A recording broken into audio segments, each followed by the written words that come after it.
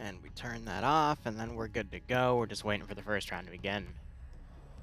Hey, Dream, I'm gonna... Actually, I just went live, so... Yeah. Yeah? Yeah. Yeah?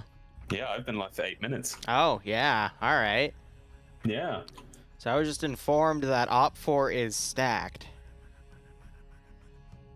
I really want to... Okay, we'll It's 60 to 45. We'll save the funny joke for round 2.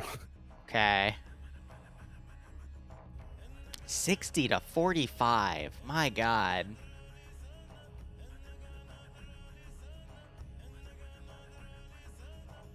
Now with half the FPS.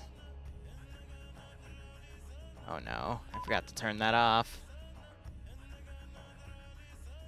Where will you be when T-Far strikes? You got T-Fard. So Yanni told me Op4 was stacked, and I see why. Yeah, I'm gonna agree with you on this one. Yeah. No funny haha meme joke. Yeah, like I said. They didn't learn from last time now, did they? No. Oh, this is gonna be great because I haven't eaten either. Now it is a 45 to 60 ratio. That's pretty significant, but it's still kind of stacked. We already learned. I mean, the only two people I see on Blue 4 is Stark and Norris. But my God, Op4's roster. What about fucking? Yeah, I was gonna make a joke, but I can't. Here, 1 second. Good. What a nice start. What a good, nice start. How's your week been, Liru? It's been good. Give me a second.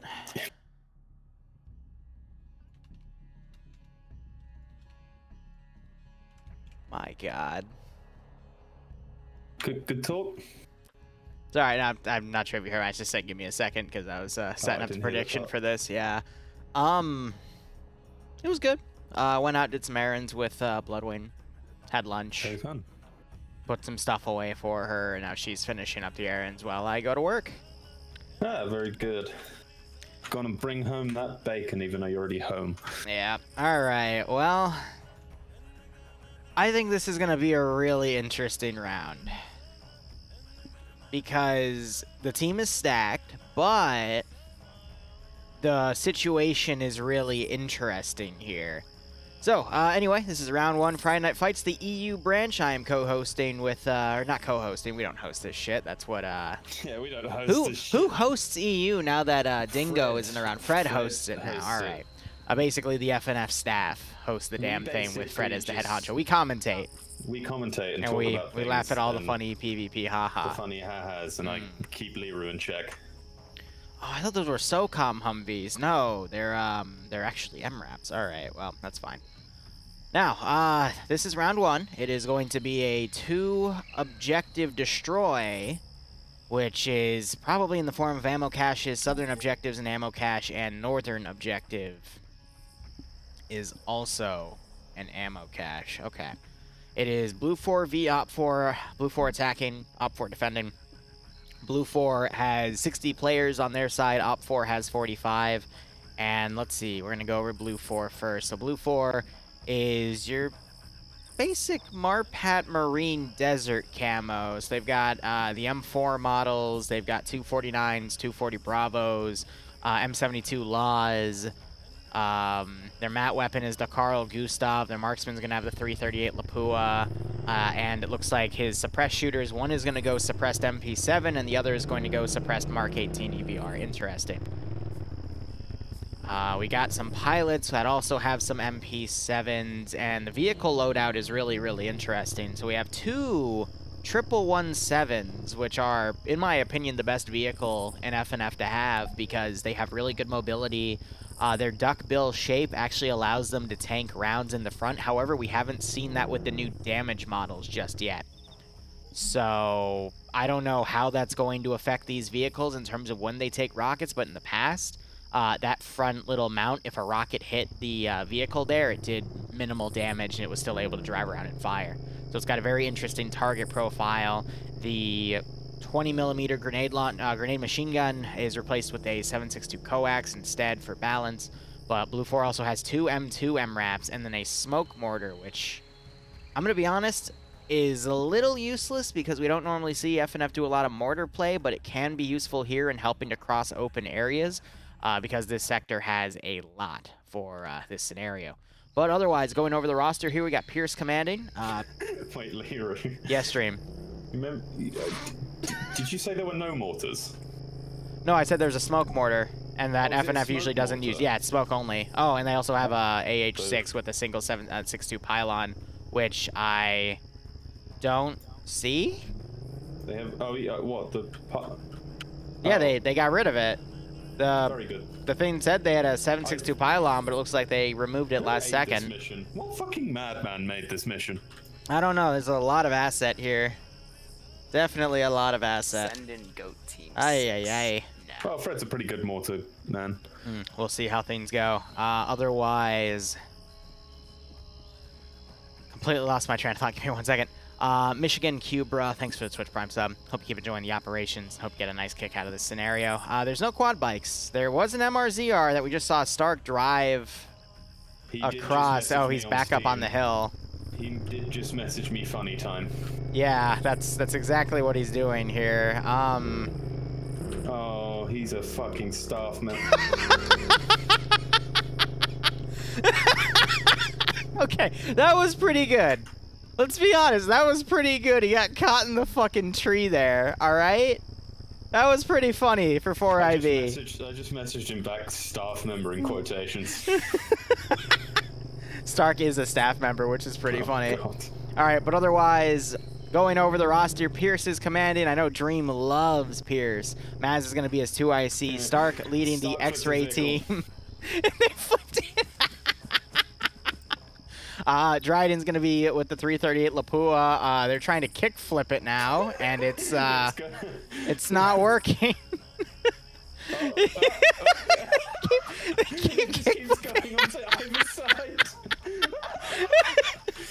See, back in my just took out 2 players. All right, it just cost. That card did better than the majority of FNF. His runs are covered.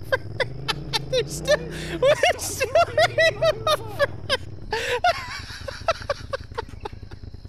Well, excellent start for Blue 4 today. Oh my god.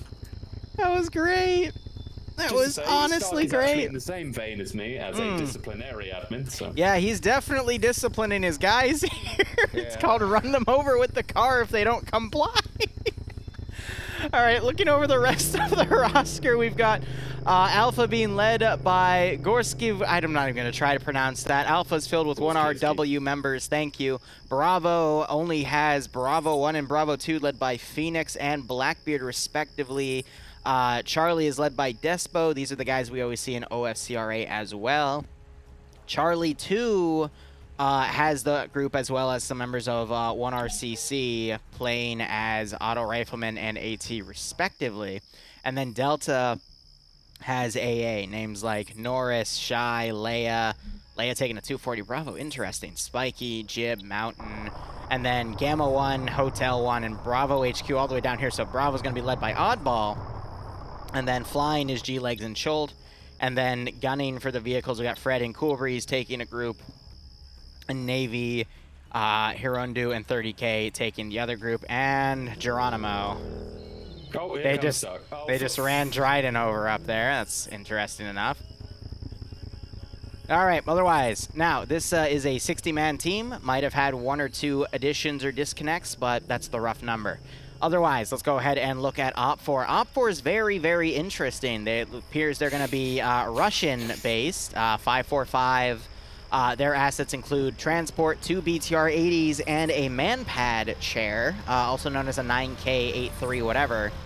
I only got the first half of those digits right, but they got 545s, PKMs, PKPs, M72, RPG 26s, which is the Russian equivalent of the M72, RPG 32s. The sniper is going to have the T5000. Suppressed shooter is going to have some form of suppressed AK to work with them. But otherwise, this is where things get interesting. So Vargren's going to be commanding this defense. About 45 people on his side. He's sitting with King right now, who's one of the main factors within Papega Pirates, but I'll get to that. All right, so Sam leading X-Ray's got members of TSB with him, Reaper, Kabaya, Lolo. Awesome. They're only a 4-man group. They're going to stick to the shadows. Probably squad leader, sniper, and then the 2 suppress guys. Malin is leading the top of the roster with Alpha 1, but the actual leader here is Nemesis. Noticed how many Scandi Recon members we have here, and oh, for fuck's sake. Dream, can you continue it? 1 second. Yes, Boo. Yeah, Scandi Recon members. Where were we for one? I am in the middle of work, honey. Infidel, Nemesis, Nafs, Gamma, who's a new one you guys might not know. I'm fairly certain is definitely not a Scandi Recon member, but he's found himself in that vein.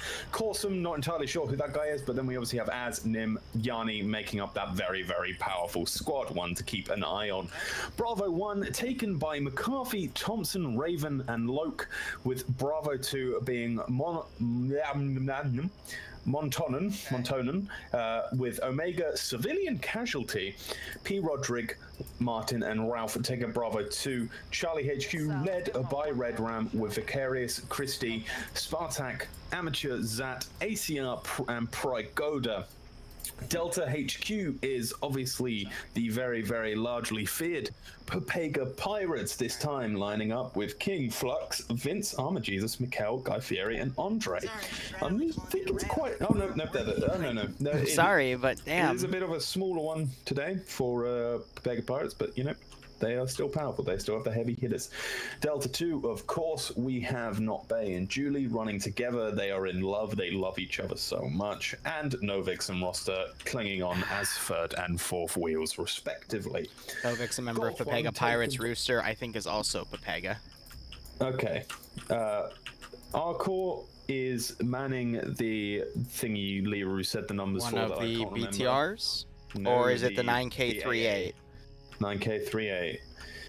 With Indigo as its gunner, I guess they'll trade or one of them be a spotter, and Jonathan taking Bravo HQ. I didn't realize you need an entire vehicle crew for a fucking manpad chair. Alright. Someone needs to hold the other's hand. I see. Alright, but anyway, opt for super stacked because it's got Scandi, Papega, and the Bay Dooley combo. The thing about both of those groups is they are very, very aggressive. And they like to be very mobile in their defensive line. So they're playing a defense op, which does discredit their abilities a little bit. And the sectors themselves, the southern one's very open. It's on a hill. The northern one is in part of a town, but only a limited portion of that town can actually be used because it's in the boundary. So I don't know how much room we have for these guys to do their magic. Oh, okay. 45 players on one side, yep. 2 completely disconnected objectives, while Blue 4 get a helicopter, 2 M117s. What the did they, like, know Scandi Recon and Papega Pirate would be on one team? No, it does look pretty skewed. The thing is, though, there's a lot of choke points on this map. Yeah, I would say actually, look at this hill. This is a perfect place for like a defense. It is. I can see them maybe just holding Delta at the northwestern objective, and then after they do some stuff, maybe pull them back halfway or something like that. The town, I've never been a fan of towns. Defending them. Towns are a really great way for groups like Scandi or Papega to still be aggressive in a defensive setting. Also, I misspoke. I forgot. I thought the red barrier was the actual mission barrier, but no, that's just the limit of where Op4 can spawn before time is officially started. So they do have the full town to use at their leisure. But we really do need to see choke points locked down, because otherwise it's going to fall apart. Sorry, starts fucking messaging me. So looking at it early on, still 3 minutes remaining. If you look at Blue 4, they've got a northern team, possibly gonna take the main road up to Drasen or maybe even Matakan and dismount there. And this southern team possibly going to Verto, splitting their forces equally so they can attack both objectives and ensure like no objective can be. Like supported. I don't command a lot. And well, no, I don't command a lot. I don't command at all. But if in this situation, if I was a commander, I would go for the southern objective first. Yeah, the southern one's definitely a tougher nut to crack because you have all of these choke points that can easily be locked down by Op4. If I was Op4 command, I would use the 2 BTRs and I would quickly put 1 BTR at grid ref 016018, the left side of that underwater route there. That's a bit flooded because of high tide. I'd lock that down with 1 BTR to prevent any rush strategy, because that's also a lot of open area on the other side. You can tell because you got a hill marker on the left and no hill markers on the right. So 9 to 28, that's a 19-meter advantage in elevation. And the second BTR, I would rush to the water crossing at 023010. And you've got the same thing. You got some nice hills to work with. They've got a little bit more hills around to help cover them. You see at the 10-point markers and then the 11s and how it curves around with the contour lines. But you could lock down both of those waterways with BTRs, have a squad go with them, and they can pick off any AT guys that try to get in position. And that would force Blue 4 to have to regroup and push all the way around to the north, where you can then set up a good defensive line. This AO, even though Blue 4 has a 15-player number bump, I think there's a lot of room for the defenders to still play aggressively in the defense. I think it's admirable that they're going to hold the southern objective right on the hill with no outline support, but I feel like Op4 could just hold the checkpoints, be very progressive with it, and then maybe just have a team or like one squad split off into 2 teams and hold internal security just to prevent an aircraft from just dropping off a few guys, you know? If that helicopter had guns on it, I would heavily, obviously knowing that the stack lineup we have. 117 is amphibious, but it can only carry a few people. Put Blue 4 higher up on the chain if that helicopter did have guns, but considering it doesn't, they obviously have a second man for the camera, which I think will be huge for that reconnaissance aspect. Yeah. So I mean, we know the whole point of playing a layered defense when you're really aggressive with it and holding choke points is, okay, Blue 4 recons it out, they see the vehicle, and then they're going to immediately slow down and play it cautiously, right? That buys you time as the defender, because you can just you don't even have to have the BTR completely exposed. Oh, actually, you can have the infantry on the hill, and when the infantry call that the Vics are coming in, then you pull the BTR out. Now, of course, Blue 4... Sorry, go ahead. I was just saying, talking about the BTR, it's Scandi Recon's BTR, and they've actually pulled it down. They might be about to cross the bridge over into Verto, and they are. So they're getting that early sort of push forward, and being Scandi Recon... I figured.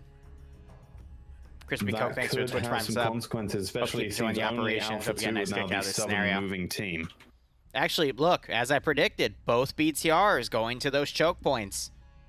That's exactly what they want to do. Blue 4 is going to have none of that, though. They're going to do the wide flank on the right, but Op4 is predicting this by putting X-Ray in the way. It's smart.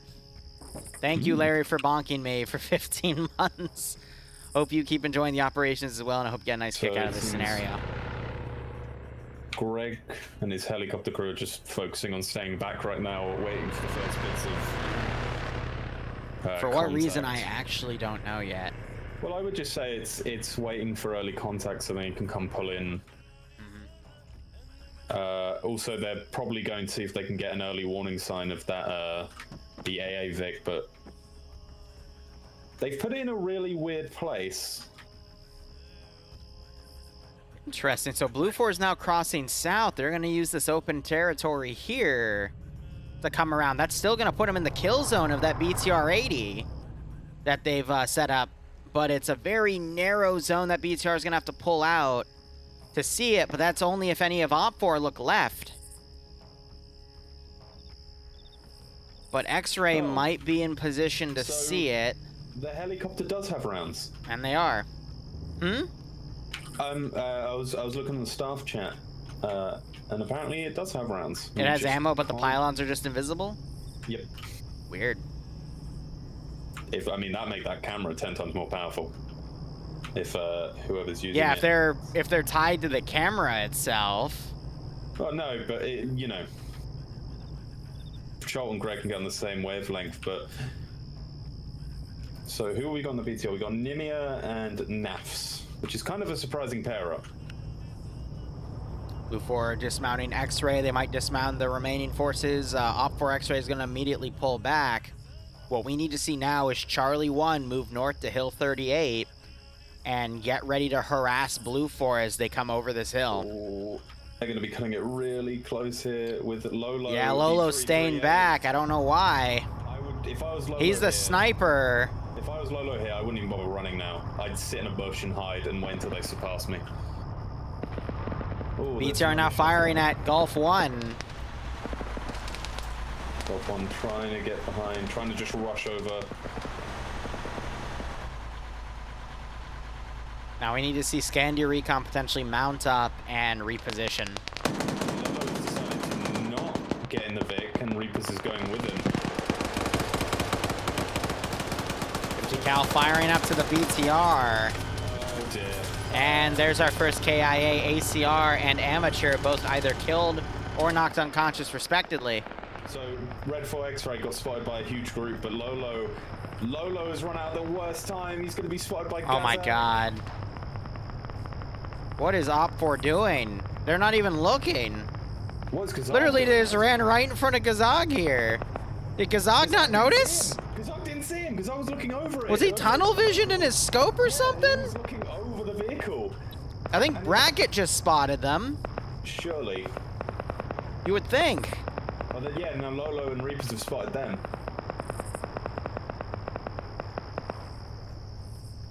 But you've got Blackbeard. Who is this? What is Blackbeard? Blackbeard Bravo 2 looking straight over the X-Ray force. If they just push down a little bit, Blackbeard's seen their car. No, he hasn't. He hasn't seen their car. What is going on here with people's view? Blackbeard just did, oh my Look at God. Lolo and Reaper. They took a sniper shot. Now they're going further right. Stark spotted him. Reaper's been spotted. Stark's having nothing, none of that. Lolo's also been spotted, or that could have been that just a bounce. No, right. he spotted Reapers and he started firing. Lolo's continuing to run.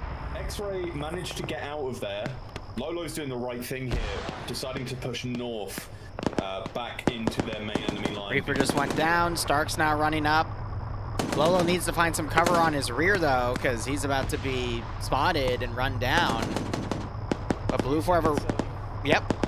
I was just going to say, you said this BTR got nailed. Yeah. They managed to get it back up.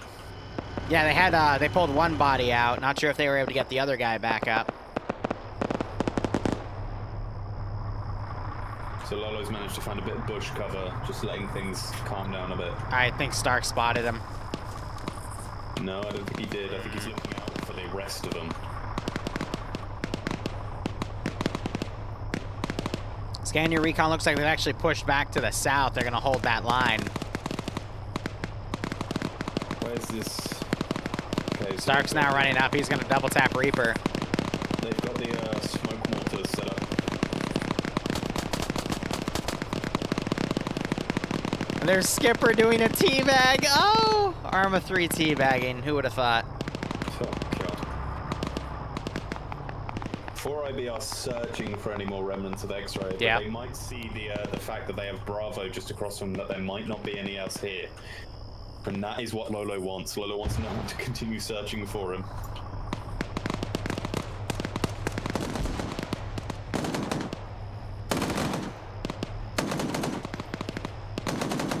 I don't know about this. We have a lot of continuity here with Blue 4's line. I think they could just sweep north to south if they keep taking minimal casualties. Do we have any Blue 4 casualties yet? No, we have not. And we've got Blue 4's helicopter now towards the west of the main battle line doing recon.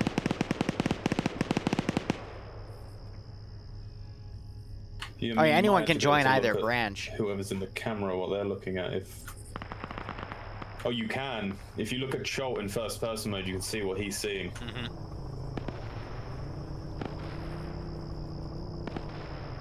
Lolo still chilling. I think Stark spotted Lolo. Oh, Stark totally spotted Lolo. Look at him. He's like, what is that? Yeah, he's pointing at him. Yeah, he sees. Surely he sees him. I told you, once Stark smells you, you're screwed. And there goes Lolo. That was poor from X-Ray, I think. Yeah. I don't know why they didn't leave when people were yelling at them to leave. So now they forfeited Op4's sniper. Yeah, and I imagine Stark will be all over that. Let's see it. Lolo wakes back up, one tap Stark. Oh. Nope. Yeah, Stark knows exactly who this is.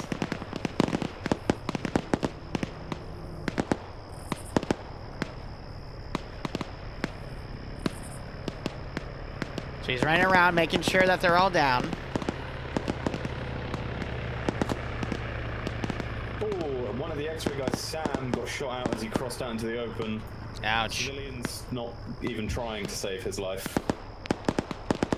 Not surprised. X-Ray's completely fallen apart here. Oh, there we go. Scandi Recon got the go-ahead. They're now pushing on the flank here. But they aren't really going to have a position to flank. Blue 4 has all of the high ridge here, and there's not really any position that Scandi can set up to do a proper flank here. Their best hope is to rush the rear and then charge the hill, in my opinion. Yeah, they've also dismounted quite far. I would expect them to push up a little bit more, but I guess they don't know exactly how many or where they are, but surely someone have had to have gone, hey, this is a full assault. So Skipper has taken the sniper rifle.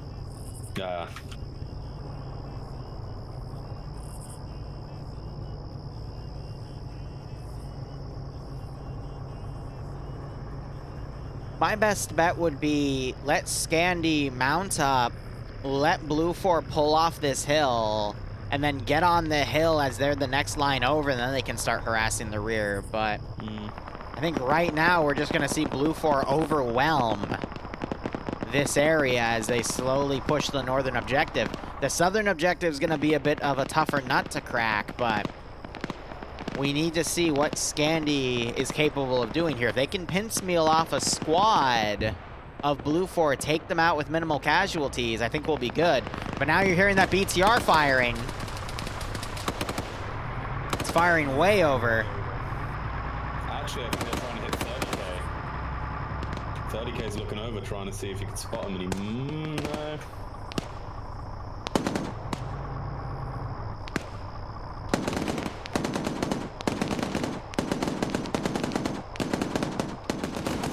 We'll see.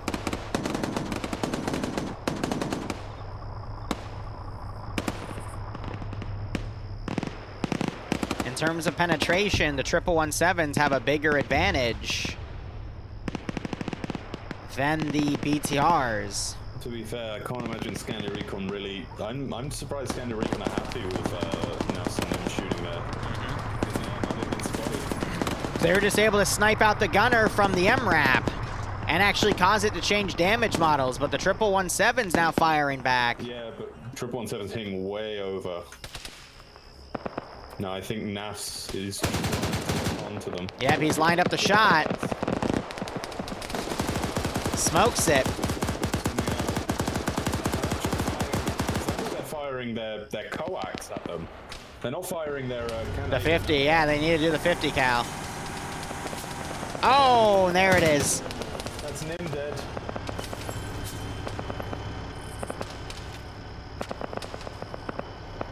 And Nafs as well.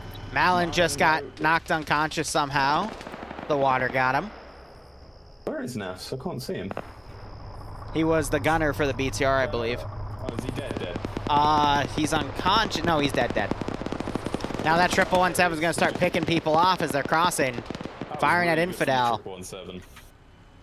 Surprised they managed to focus up and hit that. Yep. So, this is why, like, people tell me in FNF that a BTR is equivalent to, like, a 117, and that's total bullshit. Marlon got wake-up checked. Or he woke up, yeah, but then drowned. So, 777, in terms of anti-vehicle capabilities, the BTR has better penetration because it's firing a 14.5mm, which is a bigger round than the 12.7 AK at 50 cal. However, at long range, because those bullets are heavier, they fall to the ground quicker and thus have less of a range compared to 50. Especially if you're shooting uphill. You're not going to have a good time. And then you only have 50-round boxes for that 14.5mm in the BTR, meaning you have basically half the time of the M2 of any M2 vehicle, such as a 777 that comes in 100-round boxes, to land your shots.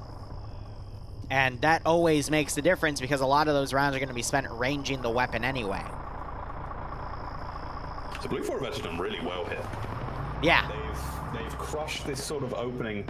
I think they only have about, they have about one dead, and it's Fisher, and he was the gunner, killed by Scania Recon. Now, I don't see Iander on the roster. AT has fallen to Infidel, but he only has, I don't even see his AT. So is it Gamma? Gamma just has a... Gamma doesn't have, where is their just AT? has an RPG-26. I don't know where their AT is. Do you suppose NAF's had it? No, Malin had the other stick, so they didn't have an RPG-32. No. That's weird. Little Bird just fired at X-Ray, by the way. Friendly X-Ray or enemy X-Ray? Op4 X-Ray. I think the gun pylon's tied to the camera because they just fired again. Oh god. That's pretty funny.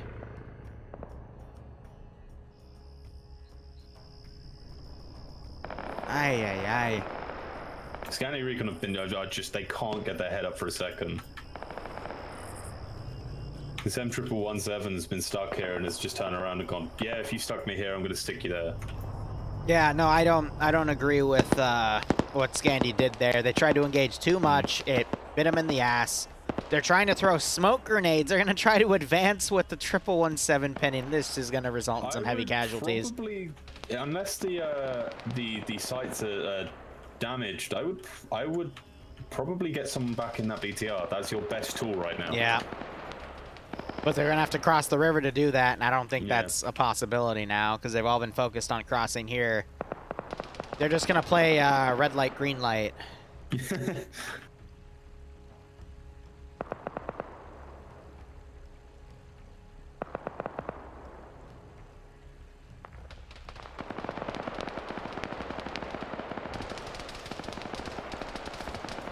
goes Gamma, and he's dead.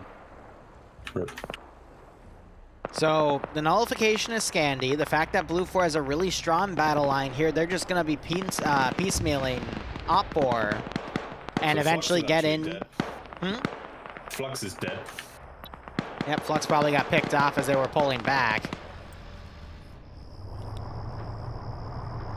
We got a few Blue 4 bodies up on the hill as well.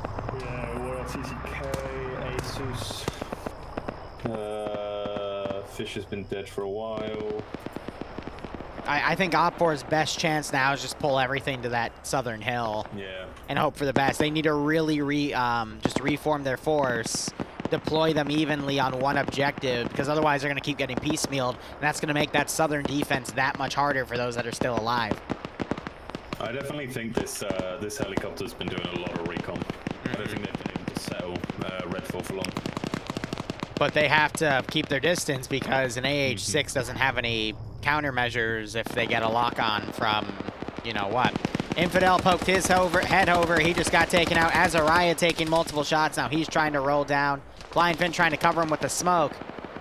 You know, it's funny. Yanni said, yeah, man, Scandi's back is going to hurt tonight from having to carry our side. And they're just pinned down by a single 777. Hotel 1 is accidentally, like, arrived just southwest of this of the AA position, but Indigo's seeing fairies. Yeah, this would be perfect if he was looking around. He'd be able to spot it and take it out, but I don't know what he's doing. Op4's really dropping the ball tonight. Scandi picked a bad angle to flank. Papega's being backed up against the wall. They're going to have to play... I like Pepega's formation here. They've got Dooley and Notbay with them. They spread out across a lot of different buildings. This is going to be a really tough nut for Blue 4 to crack once they have to finally send forces in. Because Op 4 right now is going for just, you know, taking out 2 or 3 guys with individual units.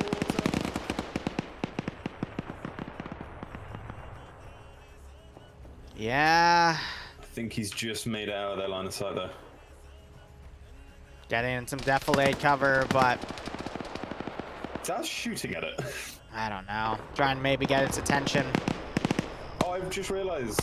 They've got advanced optics? Yeah, they've got PSO scope on. That's the marksman. Oh, is he the marksman? Oh, yeah, there's a new marksman. Gotta remember, there's a marksman in each squad that can take an advanced optic now. It's been like that for a little while. I know it has. I haven't played. Should fix that. No. I like shoutcasting, excuse me. Oh, here comes the helicopter. So with Pepega spread out.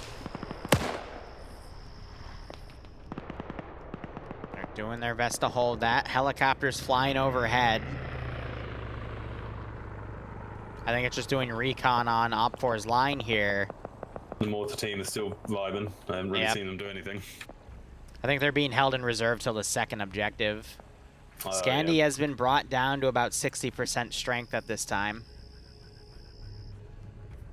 So I guess the burden of carry is going to fall on Pepega here with their defense line.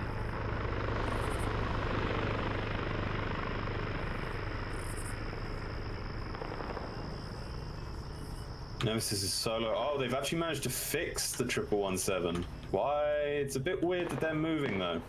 I think they're just being told that they need to either move up or... Oh, who did he just hit? Nemesis. That was a headshot. That was a really nice shot. 50 cal to the face. Oh, it was a 7.62. So probably that's probably why he's still alive. But yeah, no, I imagine they're bringing up the 1117 in order to do Overwatch for an infantry push. I think keeping that 1117 on the flank to pin that squad down would have been the better call. Oh yeah, no, to keep them piecemealed. Or piecemealed. Now you give Scandi Recon just the perfect excuse to start, you know, really putting the hurt on. They're all pulling out right now, going east, and then wrapping back around. Yeah. But obviously Nemesis is probably going to be the only one who knows that it's moved now.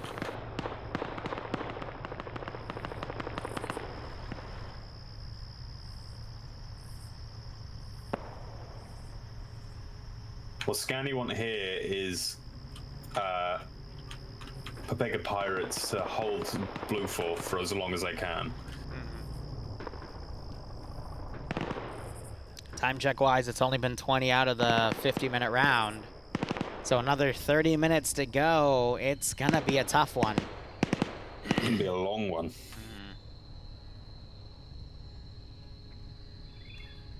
No, look at where the 1117's going. Oh no. They're gonna go flank that position.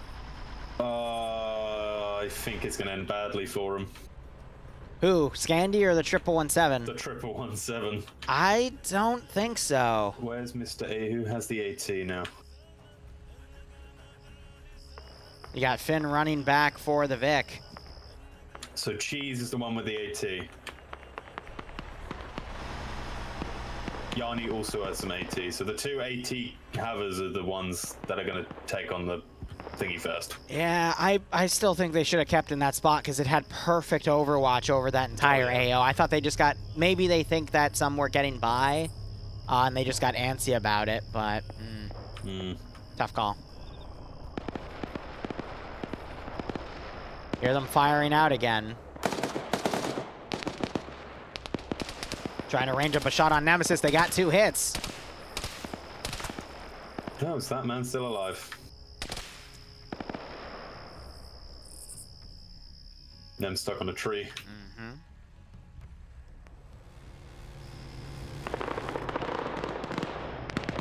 Little Bird did a strike on Kabaya, the last remaining X-Ray member, who's just a medic at this point.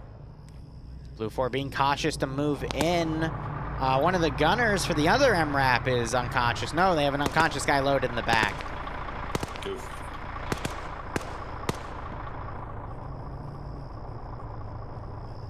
I just saw an Op4 guy die.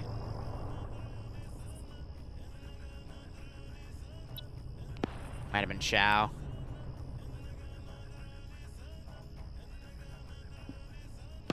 At this point, Blue 4 just needs to do an encirclement strategy, but that's exactly what Pepega wants. They're just trying to take out as many people as they can. Comes Navy.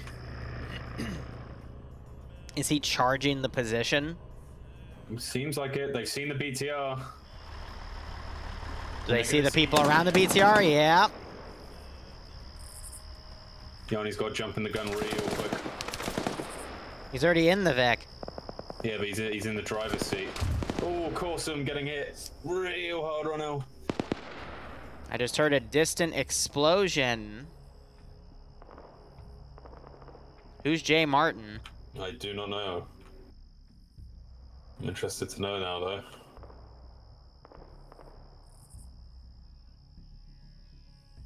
Oh, Cheese hit the thing with AT. Yeah, the 1117 because it pushed up. That was really awkward. That's really, really silly. I don't know why they did that. That was a very dumb call. They should have never left their position in the first place. Mortar's firing some smoke rounds. Scandy might be able to intercept and take that out, but... Now I'm curious. Where's Jay Martin? What was he doing? I looked at him, and he's on top of the Oh, the southern objective doing fuck all for the next, like, 20 minutes? Yep. Oh, why is there a dead friendly up here? I don't know. Wait a minute. Who is it? Novix has also died. They're getting picked off from range. Now you're seeing infantry charge in.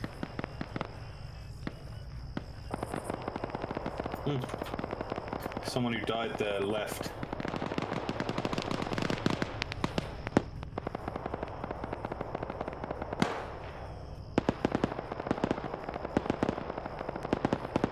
Oh, and here comes Scandy. No, Scandy don't realize they're down there.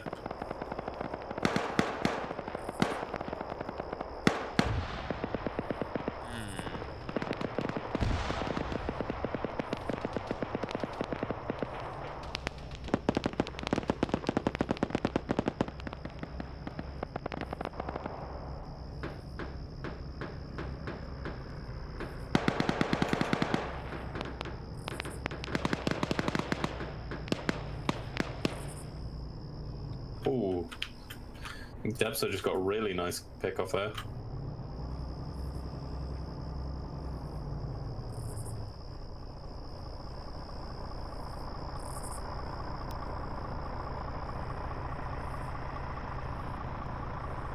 Now Op4 lies in wait. Grenades being thrown over. Blue 4 being incredibly cautious here. Perhaps because Not Bay had a teammate in here. King and Flux, well, Flux died a while ago. King is now dead. King also dead? Yeah. Oh yeah, no, I watched him get pick off. It was quite a nice shot. Andre's the only one next to the objective now. I think Op4 is... They wanted to get a few more kills before they all got knocked off. Which, granted, we see it, but it's not enough.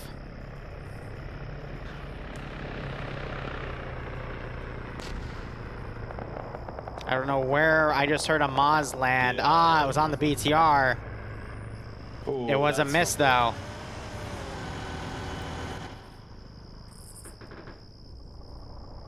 That BTR, I haven't really seen much from him. Not Bay's listening for footsteps.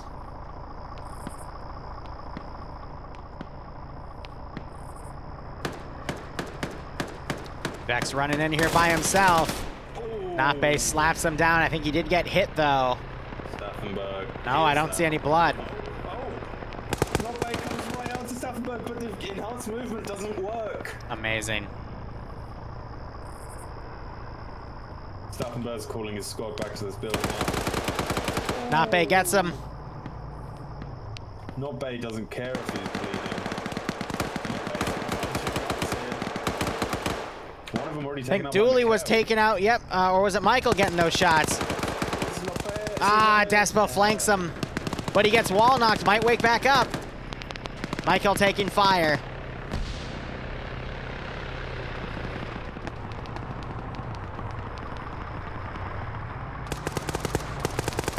Dooley holding out on the top floor. He's about to be walked up on by Racket. Dooley dodging those shots, runs upstairs. Oh. And there goes Dooley.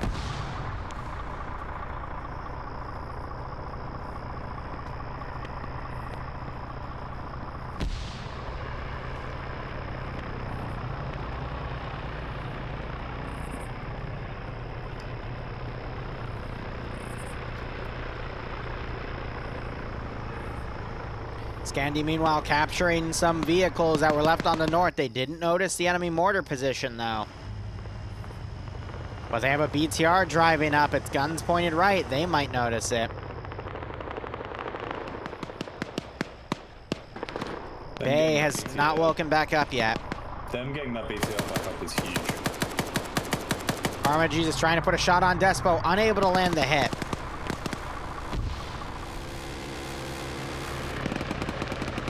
Little Bird picking off Amateur. Did he get him? How has Op4 not redeployed this turret yet? I do not know. They have Indigo Fox in it. He just needs to walk it up on the hill and take. It's annoying. Can't even get the words out of my mouth. But that Little Bird has constantly been operated in this area. They should have moved it by now. So I feel like Op4's communications are garbled right now. Their units are really spread out. And it just goes to show, because you have a stacked roster, doesn't mean you can always hold true against a heavy enemy number advantage. And if you're placed on defense. And tactical planning. Also, the... no, Blue Fort had a great plan so far. Yeah, the mortar positions were spotted, and they were swiftly... executed by the BTR? Yep. Not surprised.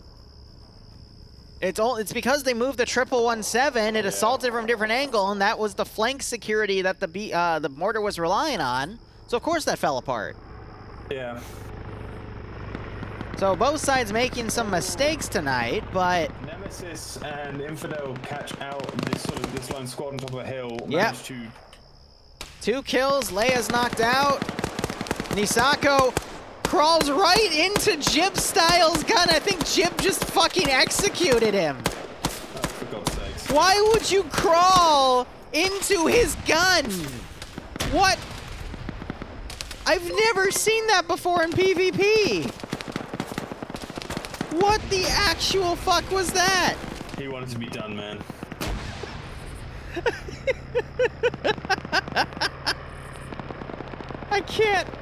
I can't believe that. Jib knocked out, so Scandi, yep. No, Maz's 117 just drove right past the X-ray. But is coming round to Alpha 1's position. So, Blue 4 losing a good chunk of guys to that attack. It's not enough to make the difference yet, though, but allowing Scandi to regroup and push was a major mistake. And now we have to see if Scandi can continue the push. We got Vince and Guy Fieri pushing back into the sector here. I think because Andre's reported that there's hostiles around his thing. So Sayek's about to open the door. Andre preemptively puts some shots in. Knocks out Sayek. But here comes Stark. And Stark gets the execution. Maz is sitting right next to Finn and Az, but they know they just have to sit still. Neither of them have AT, do they? Nope. And nope.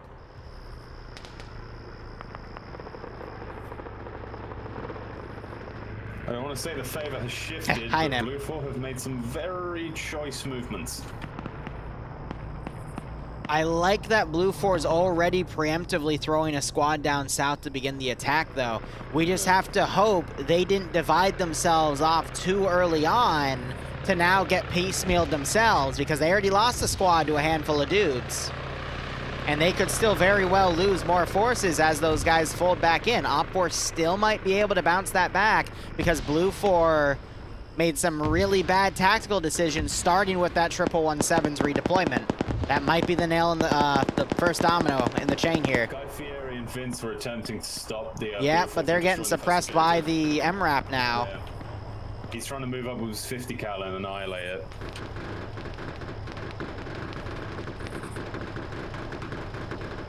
And there goes the cash. That's it. This will probably start Blue 4's push. His command still here. Pierce is still alive. He might opt for an early push here. Who have we got up here? Nemesis Infidel traveling up the hill. Olaf pinned down. He has a Maz, though. That could be stolen.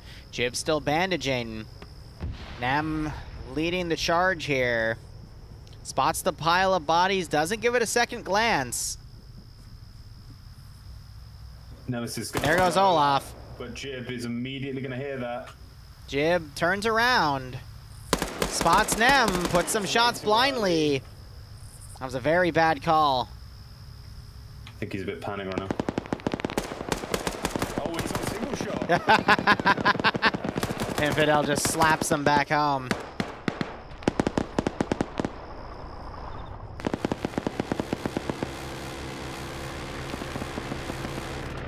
Little Bird trying to harass that Gaz. He's been trying to harass that Gaz for the entirety of this game. I don't know why. Vince putting some shots in the MRAP, puts a GL in it. That mine resistant, ambush protected, so your small arms aren't gonna do shit. Oh, but he blinds the driver instead with a flare. Looking at his first person, he's turned to the turret now, so he's not blinded himself. Shakes his head no a few times and lines up the 50 cal. Look at the helicopter. He really wants Kibaya dead. I don't know why.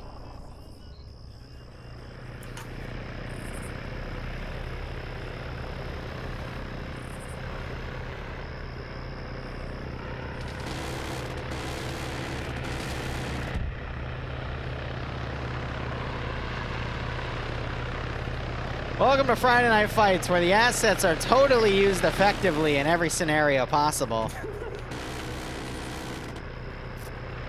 Kibaya just doesn't give a shit. Well, I can't pen, can Yep, 15 minutes remaining.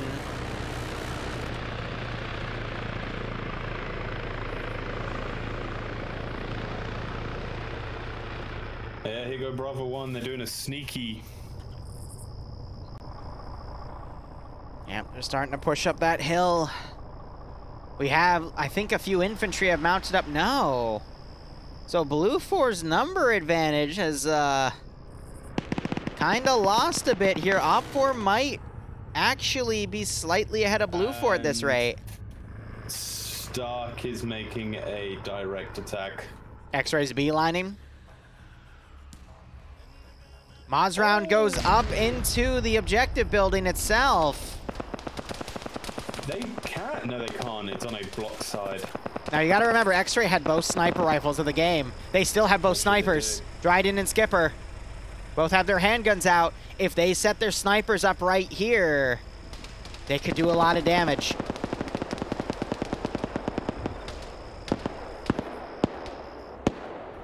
Kibaya now driving past Oddball. He stays low.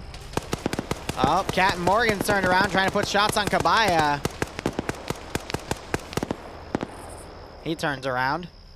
Connell's been trying to arrange a shot, but can't. Someone else just got hit up here. I heard the ah.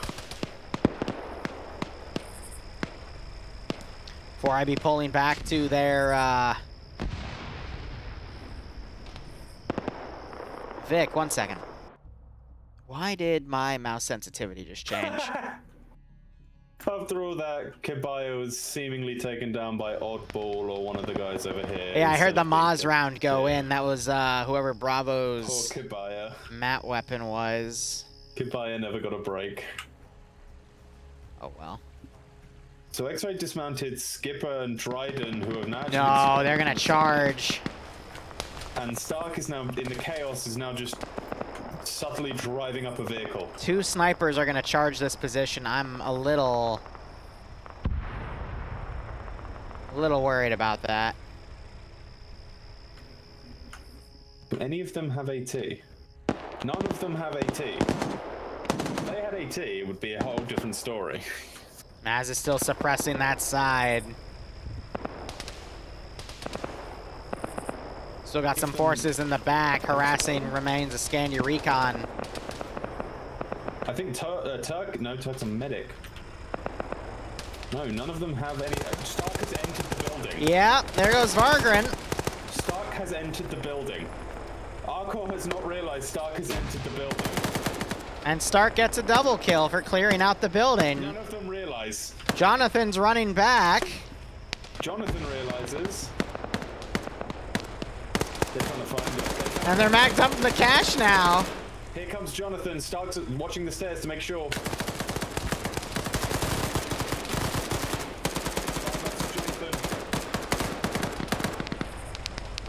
They're all probably really confused by what's going on here. Turk just needs to shoot him. There he goes. Stark is now down. Stark is the last one on top of the building. Stuck bandaging. Stark is down. And pushed. Banks is still up there.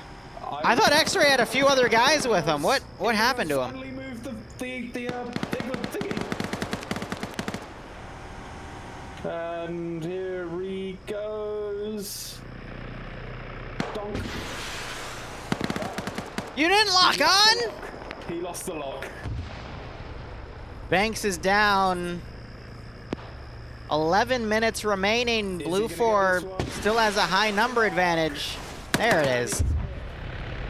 Anti-Talk is down, but he seems decently okay. He can get out of there. Anti-Stork still going a little bit. They're gonna have a long reload time with that chair. And all of 4AB Rush is down.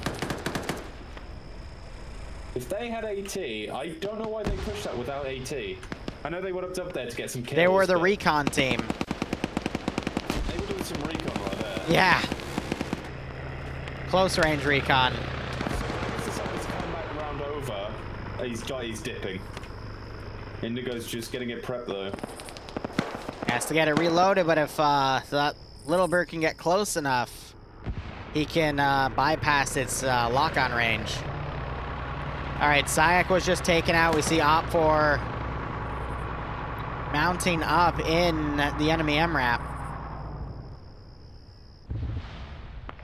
Blue 4's making one last desperate push. I'm gonna be honest, yeah, no. So Blue 4's lost numbers advantage. I'm chalking it up to Navy and the other two that decided to push Scandi at a different angle. They should have just held.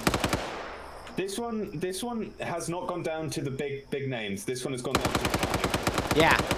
No one can say they distinctively won this for their team. I think Scandi clutched it a little bit by knocking out an entire squad on that hill. To be perfectly honest, that helps nullify Blue 4's number advantage. They still came back because that 1117 dropped the ball. I can't agree because it didn't particularly change much. Yeah, they took out like a huge portion. Well, no, but it helped knock out the number advantage, and now Blue 4 can't swarm the southern AO like they did the northern one.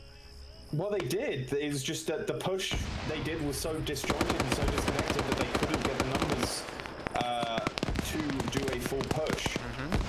I think even with that team, I mean, watch Yanni right now. He just knocked out Jack. He's trying to hit Lurch. Oddball's trying to line up a shot on him. Because now he's got to this position where he's moved back and moved to a defensive point. Yanni's, this is the first. Yanni's literally done a circle in this entire AO. I mean, no offense to Yanni, this is the first time I've seen this entire game Yanni being effective.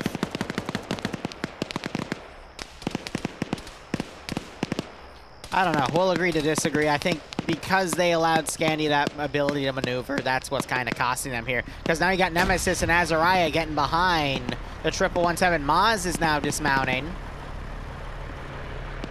He's trying to push up to Nemesis, who's bandaging. And Azariah punishes him for it. The nades killed Nemesis, though. And Dryden missed. Oh, no, he hit high. She's taken out. But I think at this rate, we're just out of Blue 4.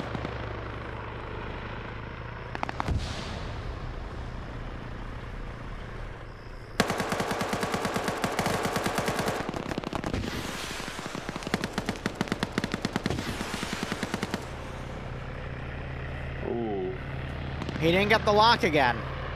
I think he just fired because of the sake of firing. Now he's gonna crash. Sure. Nope. Explosive trap going off on the southern side.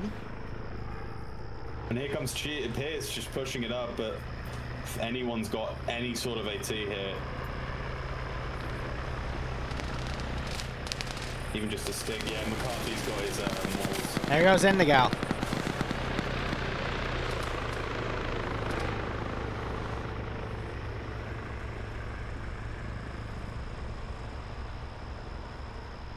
All right, McCarthy getting the RPG-32 out. He hears the Vic coming up. He is dead. McCarthy. Hit him. Fire. Fire. Don't hit the tree. Okay, there's Pierce. Last second. And yep.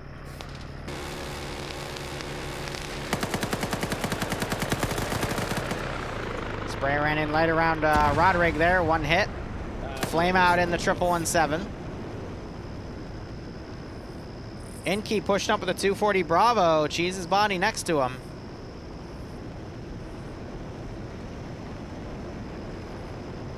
Blue 4 down to 5 players. 2 in the Little Bird, 3 coming up. 6 minutes on the clock. I can't type in spectator because it's disabled for me.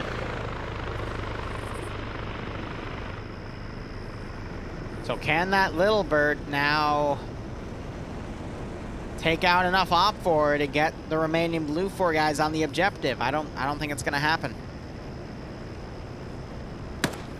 The other left, Nemesis says.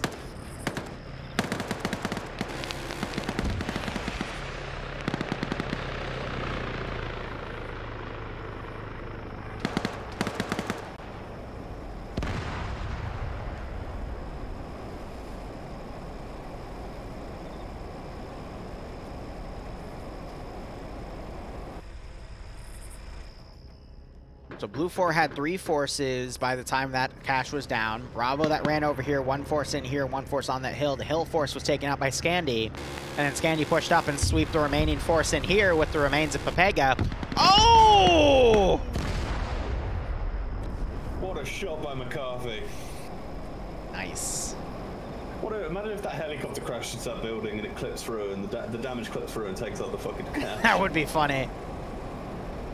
First round of EU, Greg, yep. Greg's still alive. Is that exploiting if he crawls down there to hide himself? Well, they can see him move if he does go to heal. I guess if he was completely, like, 100%, you know. Here's Hanu. Blackbeard a little in the open there.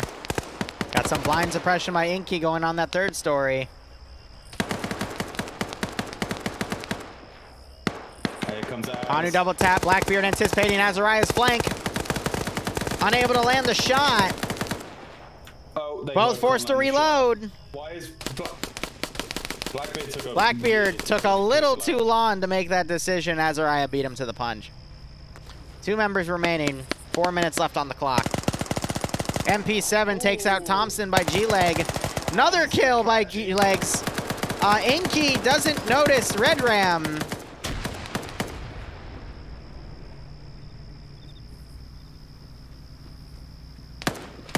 And G-Legs executed by McCarthy. All right. Oh, there you go. Op4 wins, but I didn't like that round, to be honest. Both sides made really bad mistakes, and that's what cost Blue 4. They were winning. They were going to take it, and then Blue 4 separated and completely messed up their battle line, and it allowed Scandi to piecemeal them. Had that 117 on the hill after got 18 not moved, I liked early game. It would have been fine. Early game was great. Mid game, eh. Late game was just the faults of mid game. Yeah, big game. Late game was a bit disappointing. Also, my armor crashed. Nice. All right, let's go ahead and get everything set up here. We're going to run a quick intermission. If you're subbed, you're not going to see the intermission, which is A-okay. Yeah? My armor crashed. Big sad.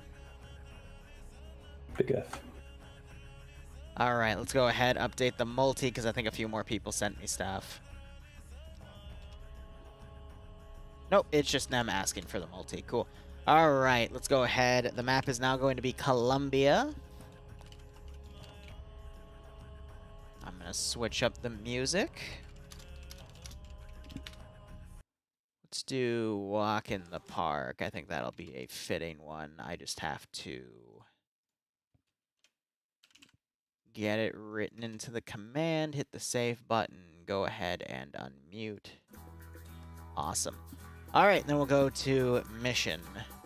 This is round 2. What do we got for round 2?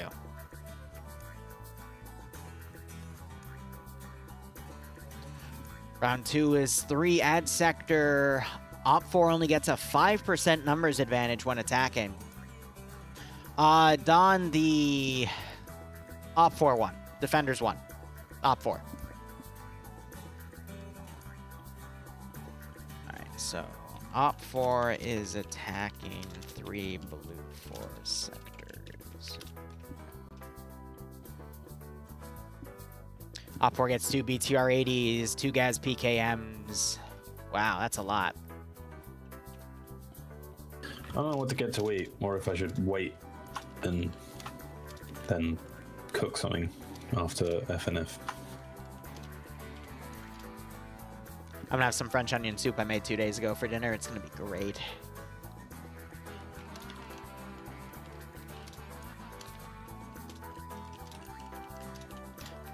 Blue 4 has 2 M1151s and 2 M2 statics.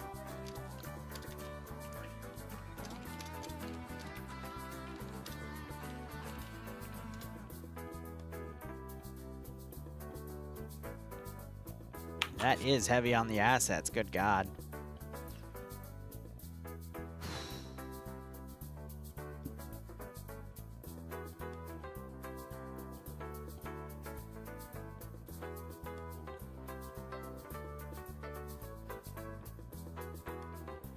Alright, now they're going to begin slotting. So, I was hoping Blue 4 would win the last round, so we had to have a lesson in the fact that just because one team is stacked doesn't mean things are always going to go their way.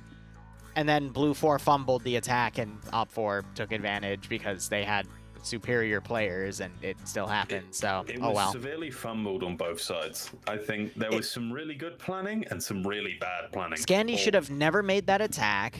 The 117 then gave it to him and tried to flank point blank, which you never do with a vehicle in PvP because you're just going to get AT'd.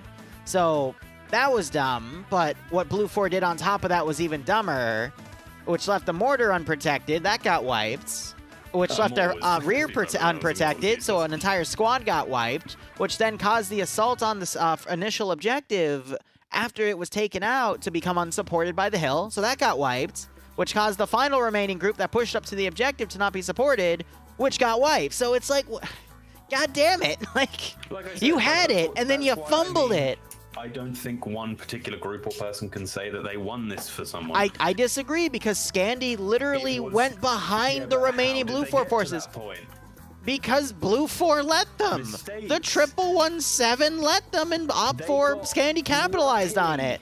They got severely lucky with their yeah, sort of but luck there. it's not a matter of, oh, you know, this happened in their favor. No, it's because Blue 4 literally dropped the ball. They were in the perfect spot to counter, and then they fucked it up because the 1117 went on a joyride. So, in my opinion, Scandy was still able to clutch it with 60% strength. I'm not going to say they clutched it. I don't think that's a clutch. Did no, they support in a big way? Yes, they did. Did they clutch it in any? No, they clutched it with the remains of Pepega and just completely wiped Blue 4 at that point.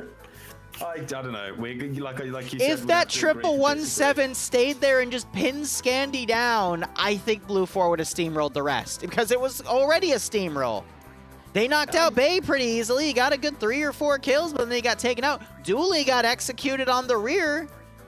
People were getting dropped like flies in the center of town. Only because Blue 4 then separated out and let Scandy come up on the rear and take everything out is why Blue 4 then lost that.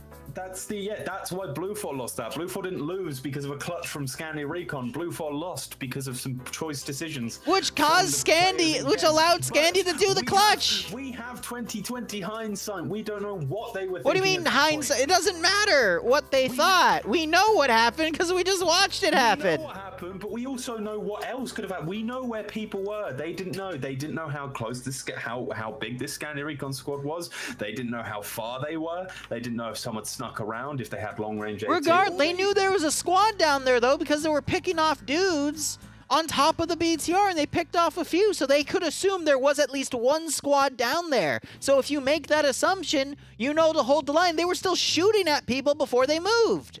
They were picking a person off every few minutes. So keep the fucking vehicle there. Especially if you're defending the flank of your mortar. It was a dumb position to move from. And then they charged the infantry. Like, they attempted to work a flank around, which worked to the point. If they hadn't engaged that soon or that quickly, they would have been able. They shouldn't have been in that position in the first place, though. They should have kept the hill. If they hadn't engaged so quickly, they would have done. They would have taken out that BTR and the rest of its forces. I'm sorry, I can't believe Blue 4 was gonna win, and then they dropped the fucking ball. It was disappointing. What bugs me the most, though, is they went from a really good battle line. They then encircled the town, and then they started pushing their forces in separate directions. They had their left flank stay on Overwatch, the center still take the town, and then the right flank just immediately break away and start going to the next objective. That was another major mistake. But that's what helped facilitate everything being separated in the first place. It was just a huge round of mistakes beyond the 20-minute mark. I think the first few engagements we saw were fun. They were exciting. They did a lot, but then it it stranded off into people making individual mistakes or mistakes as a group, communication breaking down, which happens. It happens. People got aggressive. Yeah, I know, but it sucks too because Blue 4 had really good internal security too. They caught members of X-Ray trying to sneak behind their lines. They barely caught them, let's be perfectly honest. They let them walk past originally. Yeah, but they still ended up killing them before they could do any real damage. Oh, yeah. Doesn't matter if you, when you catch them, as long as you can prevent them from doing anything, it's still a catch. It's yeah, but I'm just pointing out the fact that they made that mistake originally. So it's the beauty of FNF and things like FNF. It's like anything could happen. You don't know what's going to happen. We don't know what's going to happen. It's just sometimes the things that do happen tend to be a bit funny.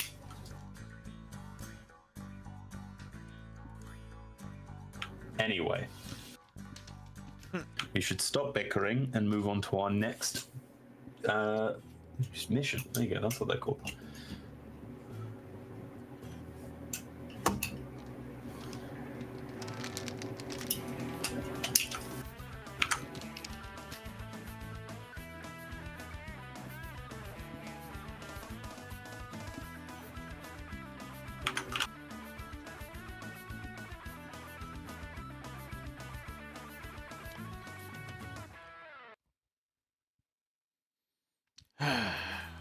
All right, round 2.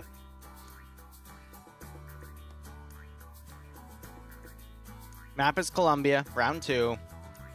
Columbia has a lot of rivers that go by it that usually bisect some of the AOs, but this is all pure open area. We have a river coming in on the bottom left, which honestly isn't really in a position to hinder Op4's advance. Op4 sector very, very condensed as well.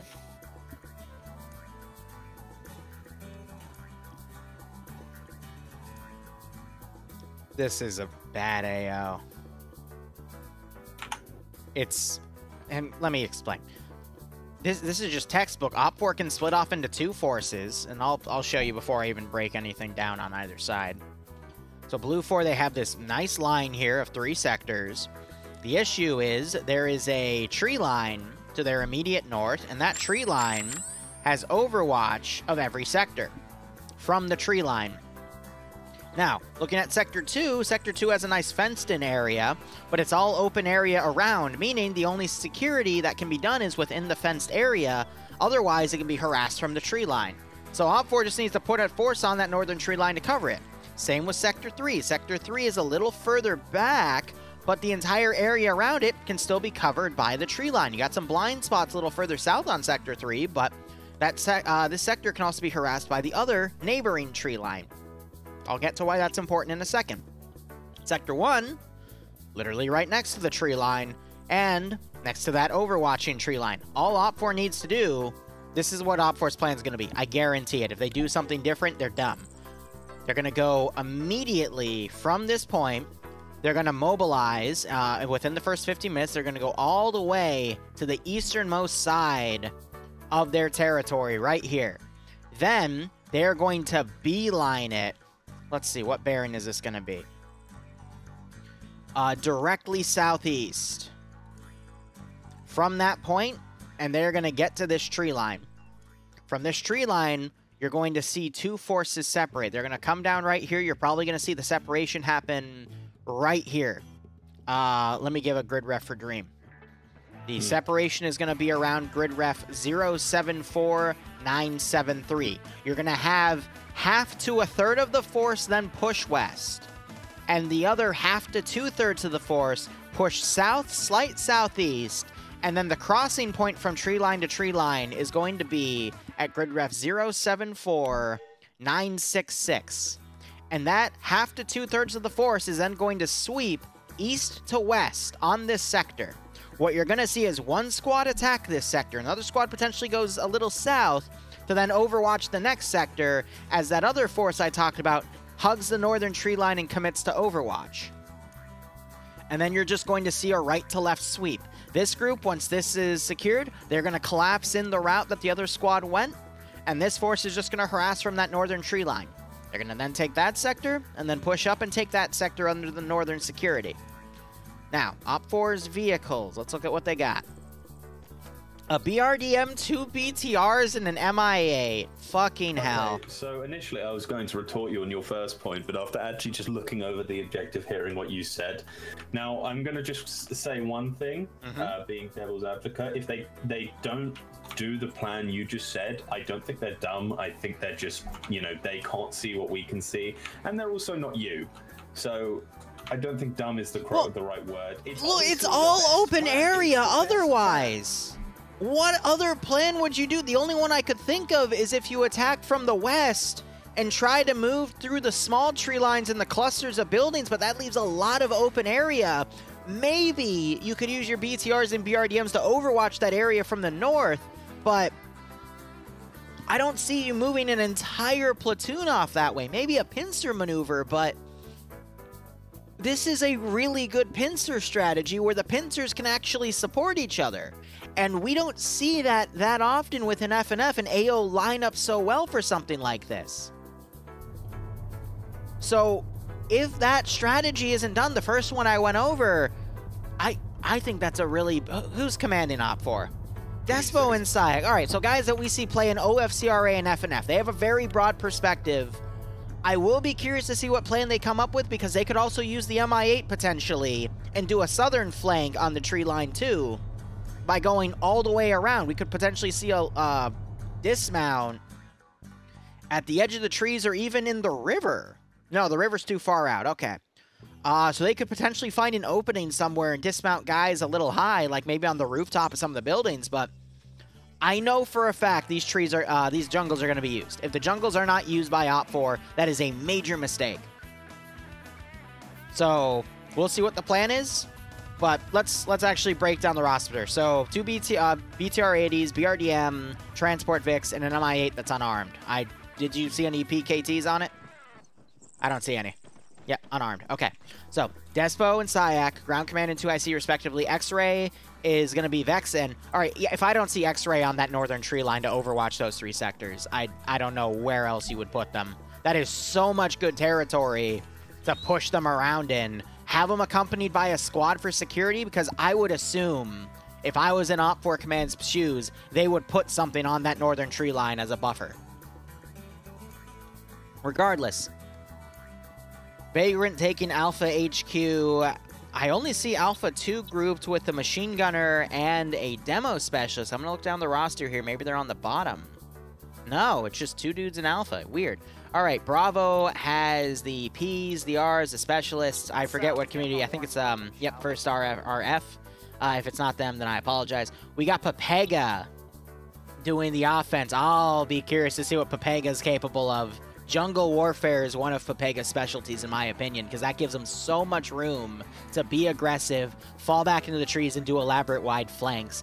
I would argue Papega is slightly better at jungle warfare than Scandi, because there's the aggression level. I'd say Scandy's better at urban combat than Papega. Wait, why am I seeing... What? Dream, your mic's fucked. So, remember when I said Papega was on Op 4? Yeah, Scandy's also on Op 4. Not Bay and Dooley are on Op 4. Why would you put... Yeah, that's better. Yeah, sorry, my headset just inexplicably broke on the right side for no reason, so I had to swap to my earphones. Sorry to hear that, man. It's like £130. Oof. So, why do we have a really aggressive plan that requires a pincer maneuver with a roster that has 2 communities that do the best in aggressive standpoints? Shut up. Who sorted this round? Fred. Fred? Blame Fred. Don't blame me. Fred! Okay, so last round they were on defense. It got a little close. This one I think is going to be a slaughter. You have a really good strategy for the attackers to use.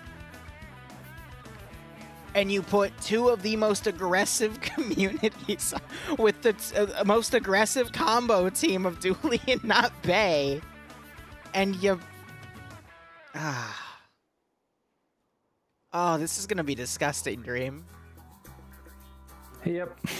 This is going to honestly be disgusting. All right, let's opt for last thing on their weaponry. So it's vanilla opt for FNF, which means it's Russian EMR, which is that green spotted camo with 5.45 rifles.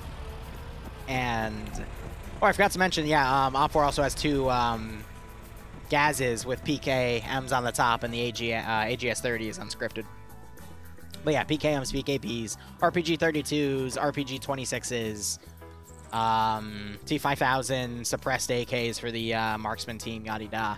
Let's look at Blue 4 here. I've been bad-mouthing them a little bit. Let me roll it back, and well, let's just look at what they got. So it's vanilla Blue 4 as well, which is Marpat Woodland Marines for the US Blue 4 side, which is a US faction. So I have 2 M1151 M2s, which I'm trying to look for as an example.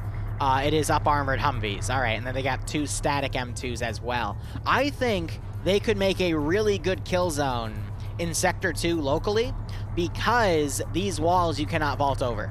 Unless you get someone to stand on top of you, but then that puts you in a nasty open spot. I think we could see a really good lockdown in this sector itself, so we'll see how that goes. But otherwise, let's do a quick numbers breakdown.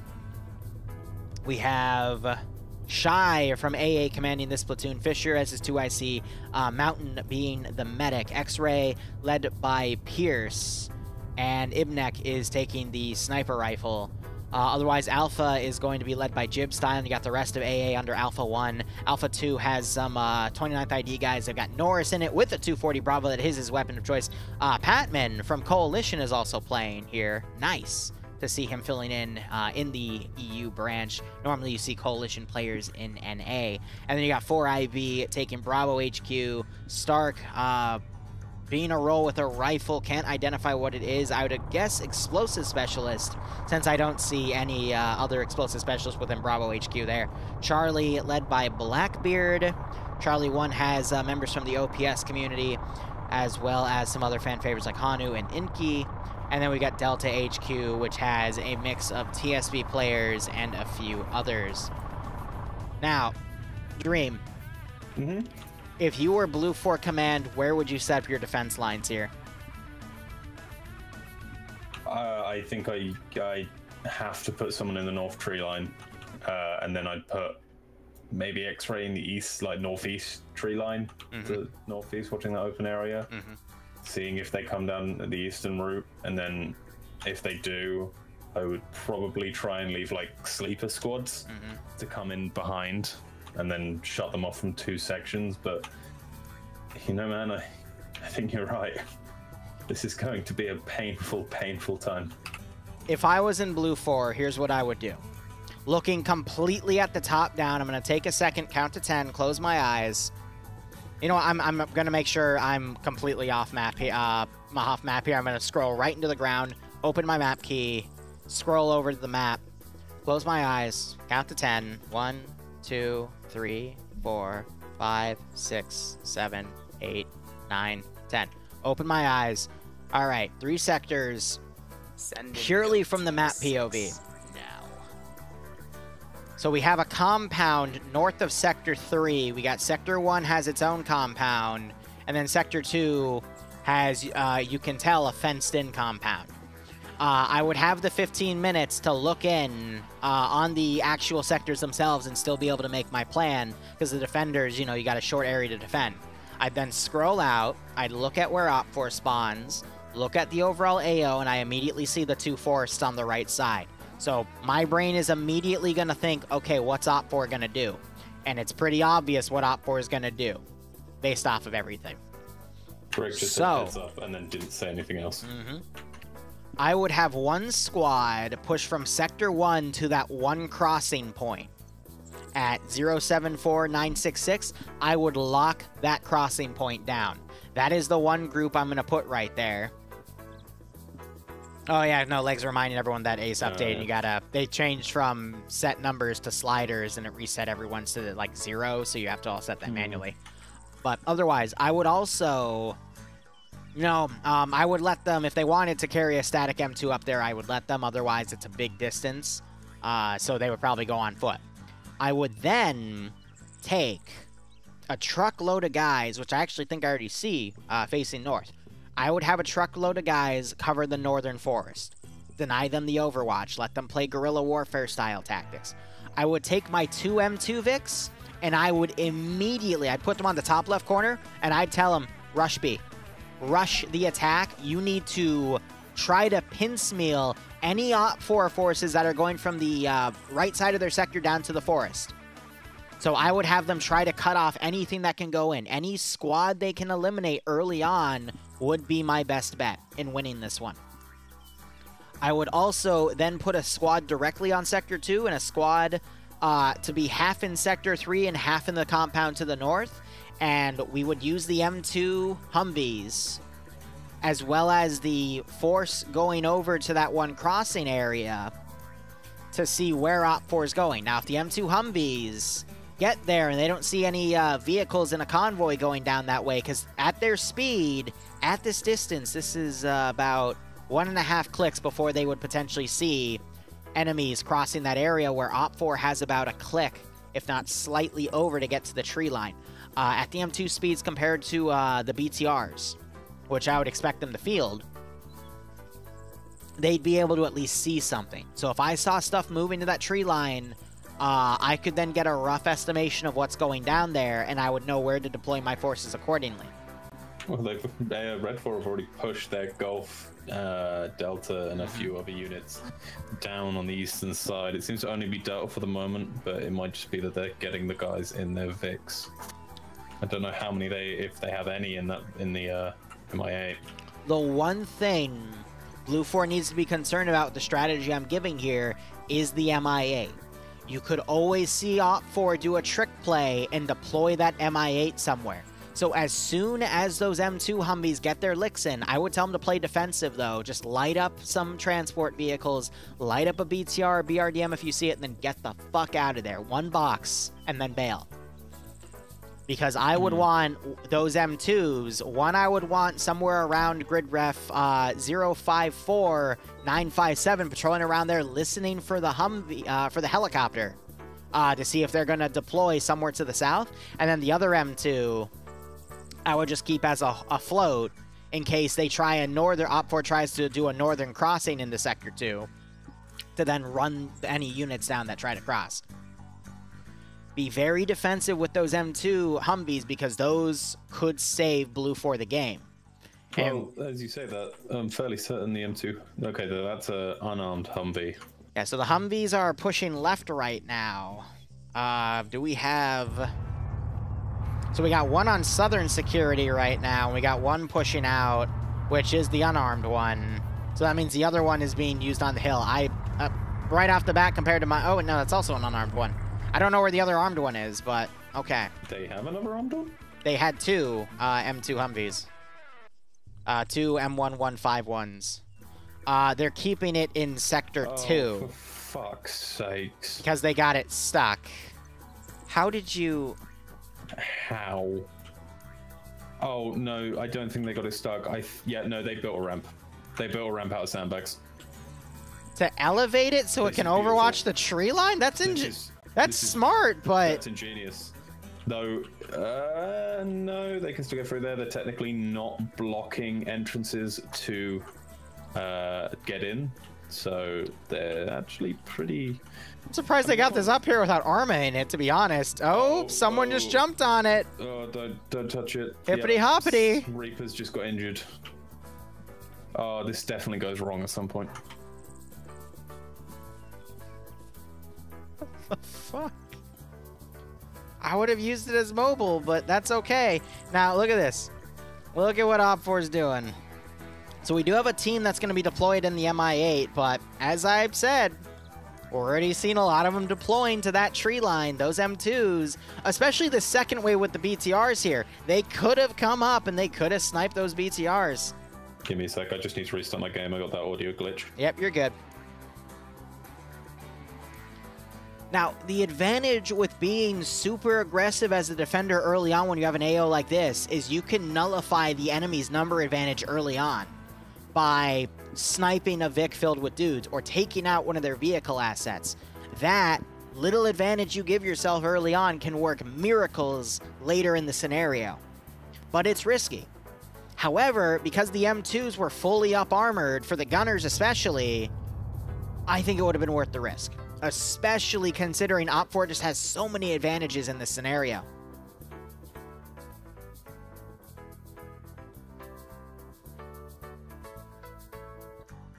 Ooh. So Stark has been handed a Maz. Banks is ranging for him. And we have vehicles coming around. Honey, is that you? Honey? Yeah? Honey?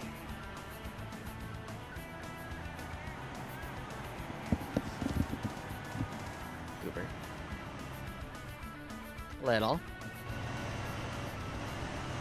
Alright, now we got the BRDM looking over. Gunner doing his best to try to spot stuff. Banks is that triangle on the left there.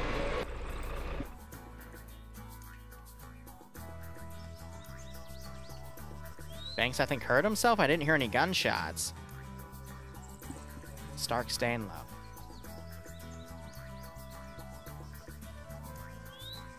Oh, we had a Gaz drive up. It, however, has quickly pulled away. Not sure if they spotted Blue 4 right here. Oh, they did. All right, yep, blind suppression right there. So OPFOR a little slow to get the remaining forces up on this tree line. That's allowed Blue 4 to get themselves up there. Stark is actually being approached right now by Jonathan and Yeah. Another Vic, and he's got that. You said he's got that Mawes. The Mawes, but they're gonna wait it out instead. Jonathan though decided to drive straight into the tree line.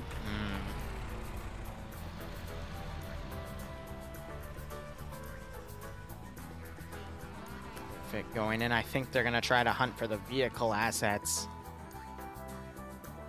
Ooh, is Koak gonna open up with the machine gun on the flank? Nope, he's... Oh, he might. What's Koak in? Nope, they've dismounted early.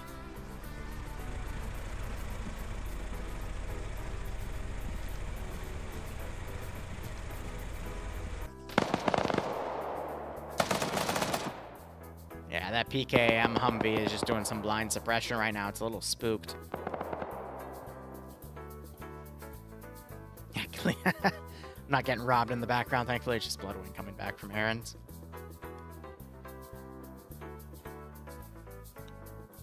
Alright, MI8 is now deploying. I'd imagine it's just going to land somewhere far south and use the eastern tree line to move up, because there's no other areas where it could potentially go up, you know what I mean?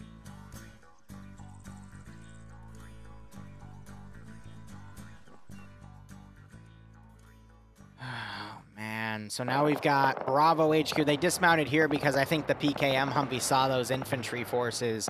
So now they're going to flank this one squad, which is both X-ray and some... Actually, no, it's all X-ray. Jesus, that's a lot of X-ray. But opt for solidifying their numbers advantage early on is not good. Looks like Stark and Banks are going to mount up in their quad bike and pull out. Otto putting a pot shot up there. I think that just freaked them out even more, them being crashing Stark and the other one. Oh, Jonathan just disconnected. He was part of the group that went straight into the... Pearson Koak heading south.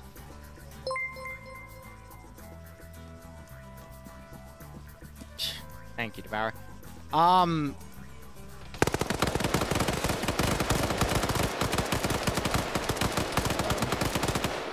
What?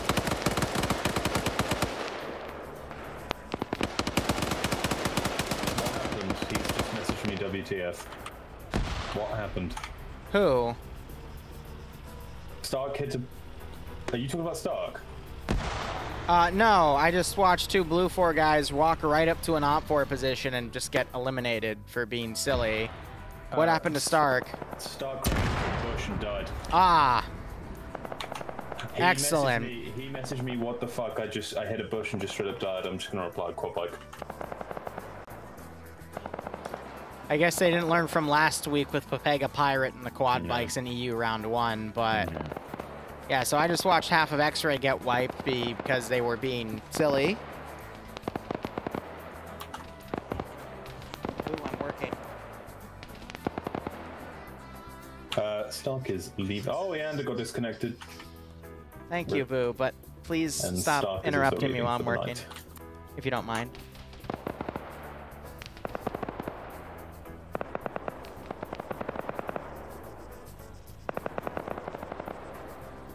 I kind of feel bad for Banks.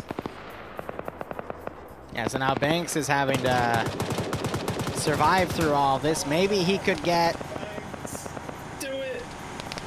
Get the AT. Banks. AT. Banks, he's literally showing his energy to you. He's showing his ass AT. to you. AT. AT. Neuron activated. Oh, it's too late. It's too late.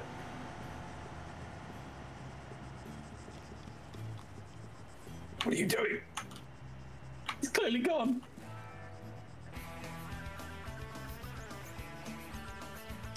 You know the high five down low too slow trick? Yeah. I feel like that's what just happened there in Arma form. So Op 4 are actually fully mounting the northern tree line here. Going for a more unified battle line approach, but that's also involved pushing their BTRs a little out of position. I've just realized one of the BTRs doesn't actually have a driver. Is it being solo crewed? It's being solo crewed. And it's about to die. Oh. You know, that's probably why that BTR shouldn't have been out there by itself, you know? Yeah, probably not. You would really think that, you know, maybe... Yeah, especially like on the northern side of a sector within a few hundred meters. You know, you'd think. Smart. Yeah. Can't believe no one else thought of that. Yeah. Oh, well. Why are there two Blue 4 guys just out in the middle of nowhere to the north? It's Fisher and Mountain. Platoon HQ, that's one. Doing a very massive flank here. Yeah, by the time they get there, all their friends will be dead. Op4's dismounted this 6-man operating team. Actually, is it a 5-man? It's a 5-man. All the way at 047959. A little bit of an elaborate flank there, but I guess because they thought they had too much infantry for the other attack vector, but Blue 4 have actually pulled the good majority to the southeast. Their force on the southeast, sort of back. So they're Red 4 are trying to get across this narrow crossing, which if Blue 4 were to set up correctly and if they have eyes on it, will just be a death trap for Op4. But honestly, looking at the encroaching Op4 and the casualties Blue 4 has already had. Send in Goat Team 6 now. Do they have good weapons for the flank? I don't know, Shadow Spark. Now the one issue Op4 is going to have is getting forces past this maneuver line, which Blue 4's already set up a decent defense line on, so we'll just have to see how the rest of this round goes. What Op4 doesn't want to do is a suicidal charge on this open area, though. That's what'll cost them. Yep, and here they go. Delta HQ has decided he waits for no one. What? Look at what the fucking... Look at what the fucking MI8's doing. They got two people in the back and they're scouting. What a chat. Is this genius or is this suicidal? I don't know. Absolutely genius. Because they've got Scandi Recon on their team. And they got Fred with his fucking his rangefinder out here looking at everything. It just needs to get a range. He needs a range, bro. Oh, and the two BTR BTR and BRDM are now charging the flank. Charging straight towards Charlie, who already took out one of them. Oh, G-Legs in the driver's seat. Gaz was just shot at by Banks' Moz that he took from Stark, and he's loading another round. I wonder if Lola's got any kills. Well, the round goes in, destroys the Gaz. It's just a beautiful position. I think Op4 was prepping to rush that position with the Gaz. Now the vehicles are going to be unprotected, and they're driving right into an M2 Humvee. And the M2 Humvee wins. BRDM needs to flank. There's the gunner taken out. And that is probably correct, 32. Oh, he's on fire. Vagrant is here with a vengeance. Oh, great, Ash unfortunately had his binos out and selected, so he dismounted with his binos as Vagrant sprayed him down. Lolo has not realized. But even so, I don't think Lolo would have been able to... Oh no, Vagrant got back in. I thought he got killed. Do any of the Charlie guys have 80? Well, they must do. Yeah, they've got M72 laws. Oh, Morgan. Morgan. Is he going to hit this? He has to. It's a 100-meter shot. Oh, yeah, you know, Liru, we've seen people... Driver is dead. Gunner's still alive. Vic is cooking. I've seen people miss 50. Yeah, I know. It's because they don't realize that they're over range by default, so the rocket goes right over the short range. Meanwhile, Op4 is starting to push into Blue 4 Alpha, who've set up an extensive battle line. But Shadow Spark, thanks for the 17-month resub. Hope you keep enjoying the operations. Hope you get a nice kick out of this scenario. When they're going across it, or just before they go across it, they wouldn't have had much cover to take. You know what's worrying me here? What? Look at Banks' position. Banks. He's the one blue 4 guy on the northern.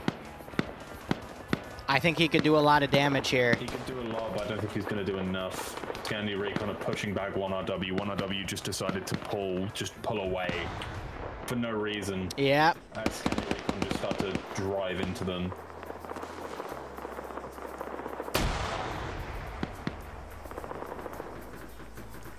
Honestly, like they've allowed the southeastern flank now to become just disjointed. Now Op4 just need to push, and then they can do that sweep strategy right to left. That 1 5-man team on the southeast. Excuse me, southwest could also do a lot of damage. Liru. What? Fred's got the sniper. No. Fred's sniping from the helicopter. No. No fucking way. I think he's hitting people as well with 30k and Navy are healing.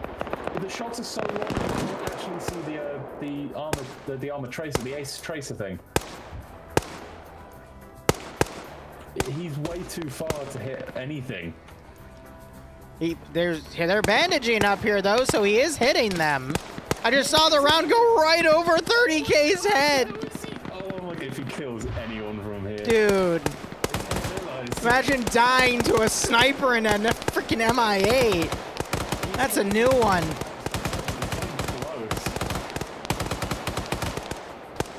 It is a thing they do IRL. No, I'm not discrediting that. Went right over Navy's head. Dude.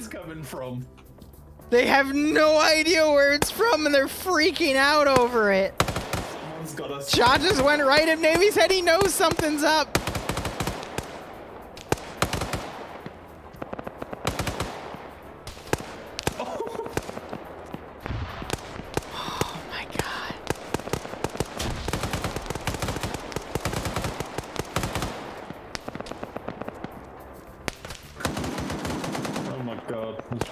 I'm gonna go back and check in a second.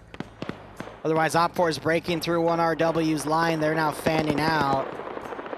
They've got the not Bay and Dooley combo with them, so they're just breaking through Blue 4's line. Blue 4 does have a strong defense over at Sector 1 as well.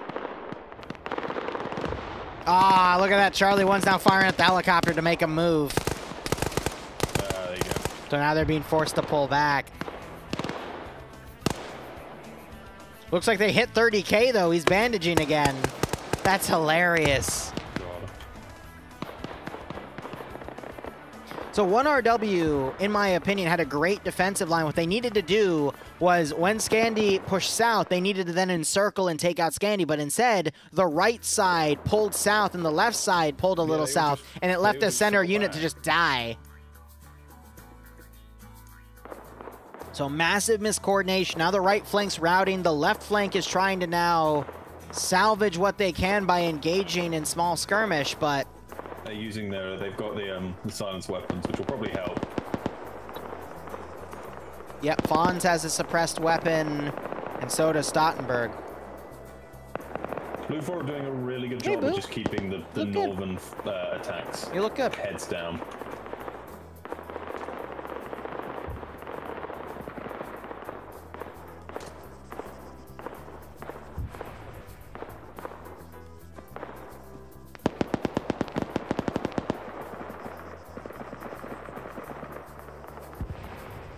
Lolo can hear the BTR firing, but he can't get a proper. Oh, he might do now. Oh, doesn't matter because the AC piece hits it. It is, yep, that is cook-off smoke. That seems to be all vehicles down for. There's the flame out. Vargan trying to jump out. He's on fire. I can see you actually have an X-ray hit, Red 4 X-ray. This would have been a really good spot if Fred was here.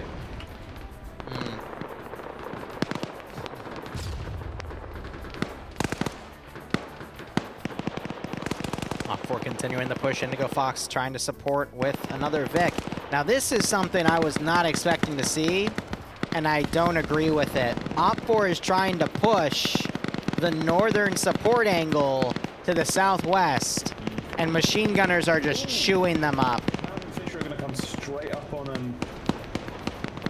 Right on Op4 command. No, he's running straight towards him. What's he doing? Zvespo takes shots. Fisher misses them all.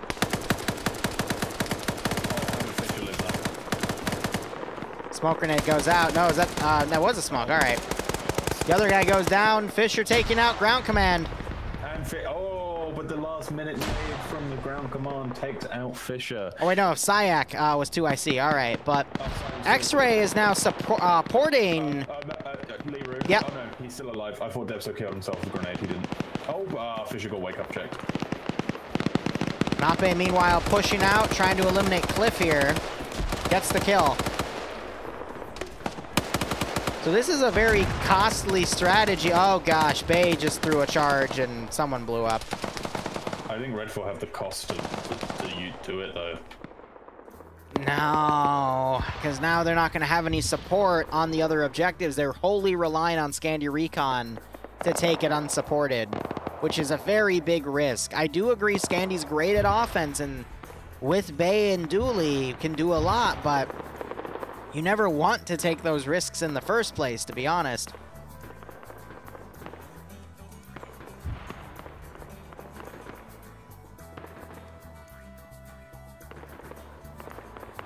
King Michael and Vince have been able to get up their Gammon roster behind them, and the rest of surviving members of Pepega are still on the northern side, hugging that tree line.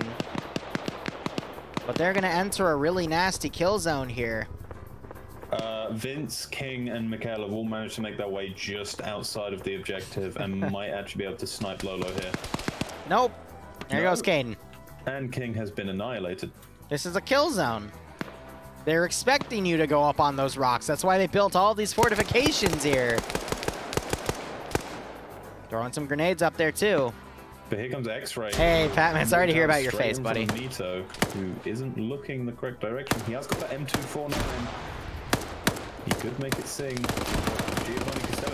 Vince gets his head taken off. Costello actually went for the Humvee and has actually taken his 50 cal now. Oh my god, Logan on his own, fighting 3 dudes, he just killed 1. Trying to put shots on Fonz. And Fonz is forced to pull back. I think he killed Stottenbay, yep. Took him out, he was one of the suppress shooters too. Ooh. I don't know who that was. They just got annihilated. Giovanni's gone up taking the enemy M2 Vig. He just took out one of the blue 4 guys with it.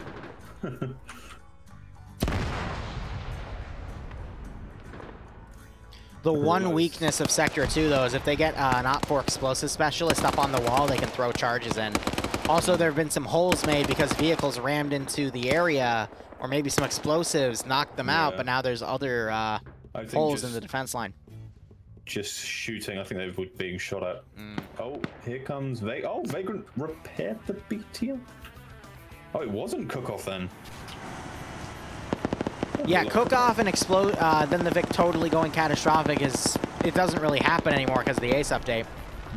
Oh god, he's gliding in. Oh my god, what a chat. Oh, what? Oh, the gun's down.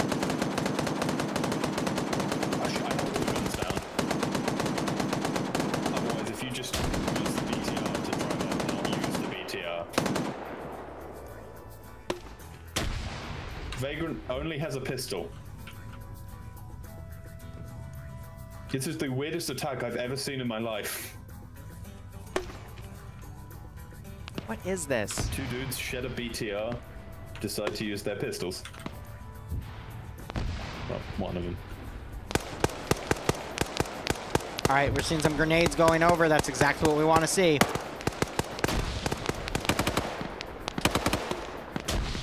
GL knocks Turk out.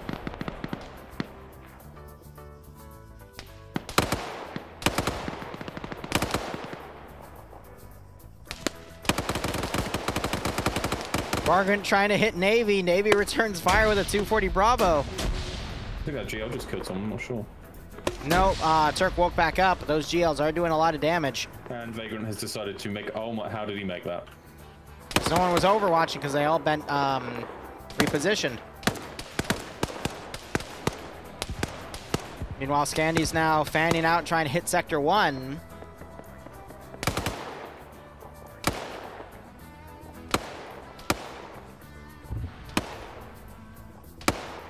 What is this Giovanni round? got killed out of the turret. Unfortunate. Oh, Armor Jesus has come. Armor Jesus is here. So come to support Raven and Vagrant. Oh, my Raven just opened a door and executed someone. Yep. Now he's under the car.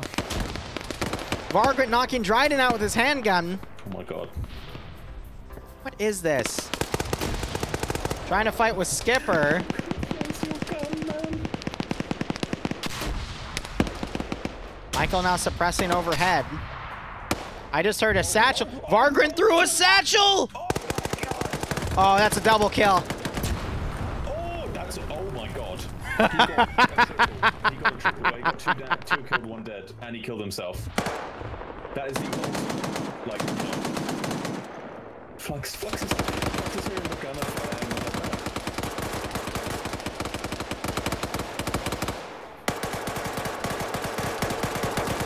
Lolo's getting shot to death by his feet, and then Flux finishes him off. Vagrant and Raven here Sam was also knocked out in that. Have won this objective. Great satchel throw. I was waiting for something like that to happen. I told you this. The one weakness of this AO is people throwing shit over the walls. That's exactly what happened.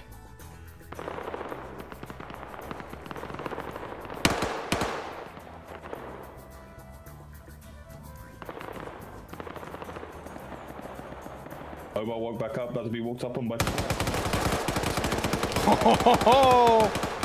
Rooster stuck his head up and Raven took him out. Rooster's mag dumping that dude's face, alright. Oh, Nate goes over.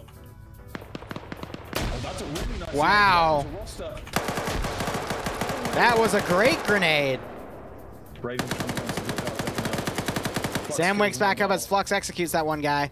I think I just had a charge. No. No, it was a grenade. Hirondo just got another great grenade throw. He just killed someone else. He got Raven. Yeah, he got Raven. 2 grenade kills. You rarely see grenades kill in FNF, but 2 for 2. Flux getting shot up by Sam. Did they get updated in Ace? They might have.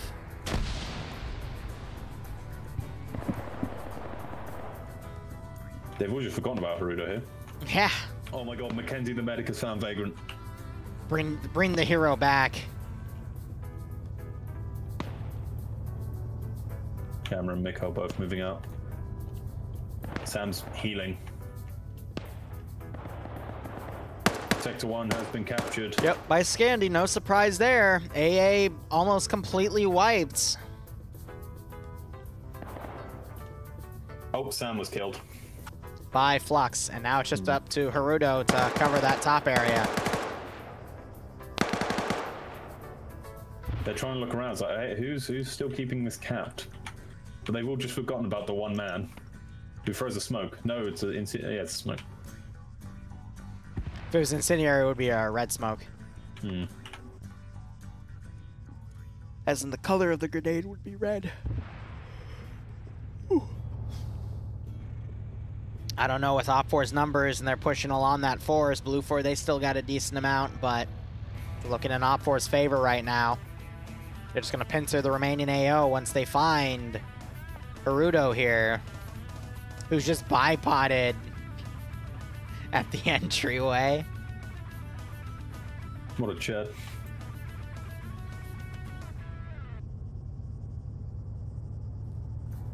They've surely got to realize it, right? Phoenix driving back. Oh, Gamma is seemingly about to try and throw a nade up there or something. He's looking up there. He's trying to jump. Go up in that tower. Was he trying to throw a nade? Surprise Flux didn't pull his Maz out to fire at Phoenix. Oh, Gamma's about to go up into the tower. This Harudo looks away. Hello! Gamma sees him. And Goodbye. that is There's Sector 2. Just as Phoenix last time, because Flux, I'm sure, right now is running as fast as he can. Oh no. He actually gets in to the gun. I think the gun's potentially disabled because it would be able to look over the wall. The last Blue 4 guy on X-Ray, I believe, was just taken out. It was Ibanek. He was just in the middle of 4 or 5 Op 4 guys. Move. 20 minutes left on the round, 1 sector remaining. Op 4's got a small force to the west. To the east, they've got a large force. It's a strong arm, weak arm attack, also known as a pincer. Tolly just got taken out by Infidel and Nafs. And there's only a small amount of people remaining on Sector 3. It went as I expected it to go. The execution was not the same. It's a little more messy than I thought it would be, but that's because they did that weird execution. But it also makes sense because, you know, with the fact that you have 2 of the most aggressive communities with an FNF on one side, that's exactly what they want to be, aggressive. So the fact you had Papega on the northern side meant that they were going to find a way to get into Sector 2.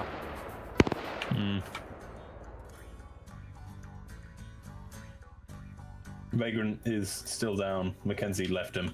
Either he's about to get up or he didn't have enough. Blue 4 have to stage the I don't know if the fight back MI8 to sniper fight got back any kills. I think they're still up there, though. That's been the craziest part of this game, in my opinion.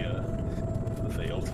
Hey, so the sniper's still doing his job, by the way. They reposition it, now they're looking right over the sector. Oh, for God's sake. That's probably been one of the most creative things I've seen in FNF in a while, and I absolutely applaud it. But this means that they can't stay on the open, out in the open for too long, otherwise they will get picked off. And the only thing they have to counter that is any M2s, be it the helicopter, or excuse me, the ground Vix or the statics. Which, as I just watched Maz explode, Yep. that was their last one. That was actually a Commandeer PKM Humvee, or excuse me, Gaz that they stole. Yeah, I think they'll be taking Fred out anytime soon. Oh, Nemesis is down.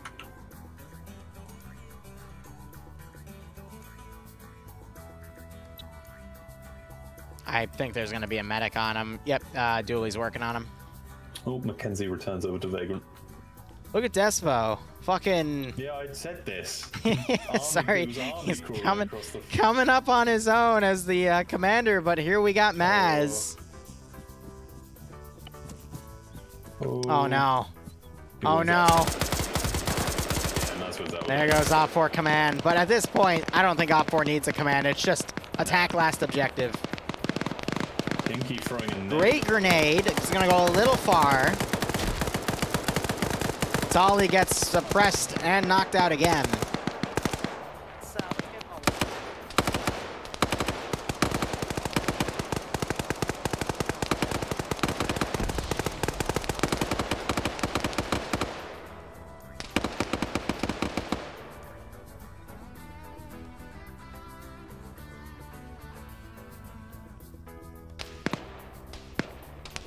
I don't know.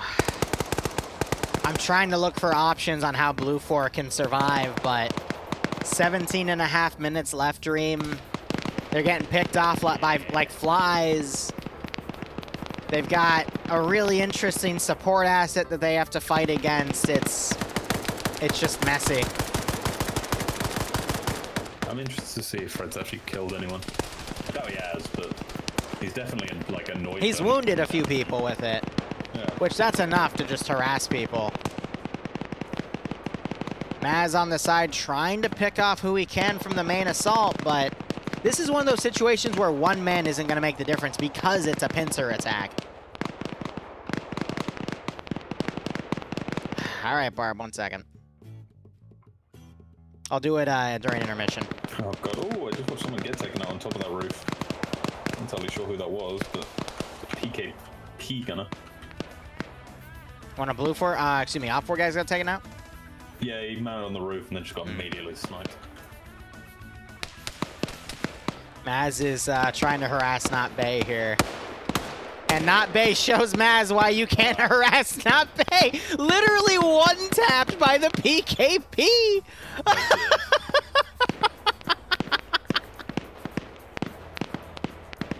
There's a reason I say Not Bay currently is my top choice, because he can just bitch slap you. Some details earlier, I'm not sure who it was, but he kept jumping in and out of the window. Yeah? And he just kept jumping. I lit it up a couple times, and then he finally decided to like try and peek a window, and I just one-tapped him. So funny. Speaking of windows, I just saw one of the AA members remain in the AO. Shit. Yep. Gamma just picked off 2 people into that building. Lurch went down, but is back up.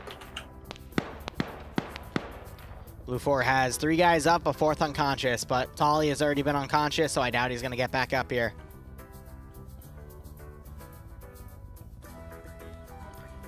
"15-minute warning was called about 30 seconds ago, but this will be over in 5.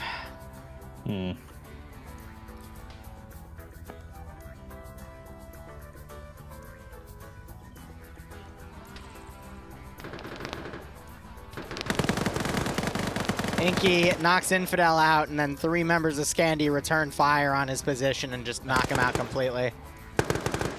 Alright, well, it is just Blackbeard left. But Albin's going to end it. And there's the sector captured. And that is it. He was trying to put a GL on 3 guys, but it was over. And that's GG. Oh, is he still firing? And it's over. And, yep. Went about as I predicted it, but still pretty brutal. Pretty damn brutal. I just heard the MI8 crash. Yep. All right, let's see what we want to do. Let me get Fudgehead McGee. D-Test round 3. D-Test round 3. That should be back. Let's go ahead and get our intermission going here.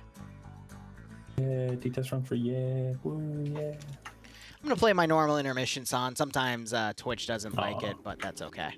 Ooh, an uplink. God, it's been a while since we had one of those. At least it's not 3 rounds of neutral sector. Good God.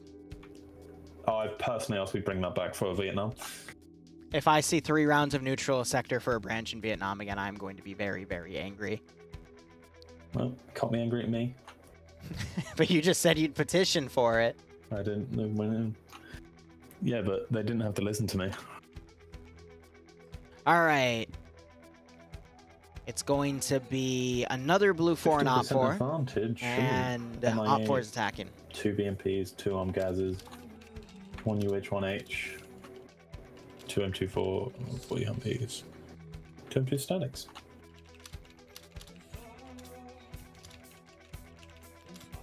Op 4 is a 15% numbers advantage. Am I reading this right?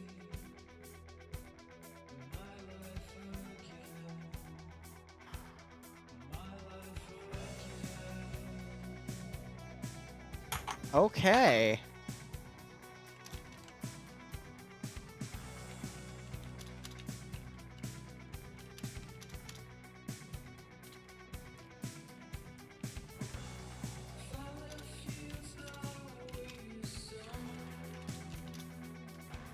Blue 4 has a Huey.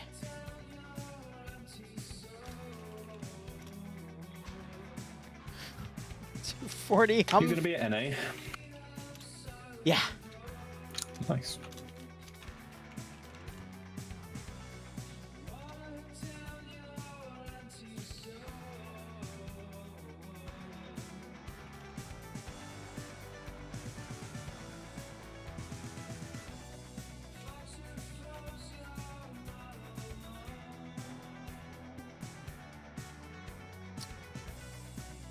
So, my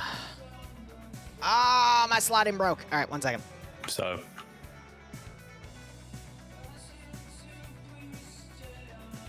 Just so I don't stream the password.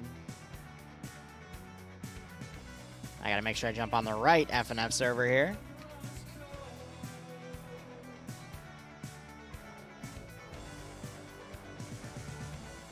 2 BMP2s. Dream. 2 BMP2s. Yeah. 2 Yeah. BMP2s.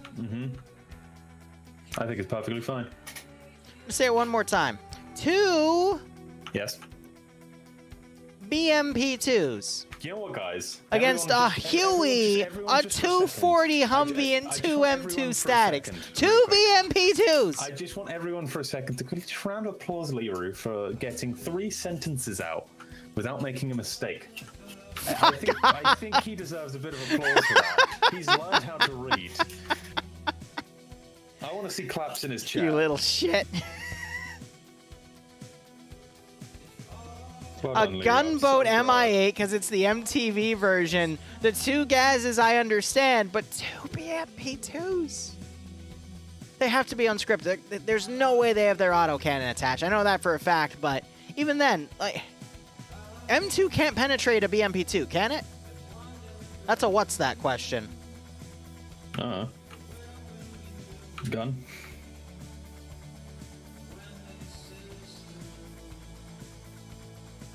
They can. I rarely see it.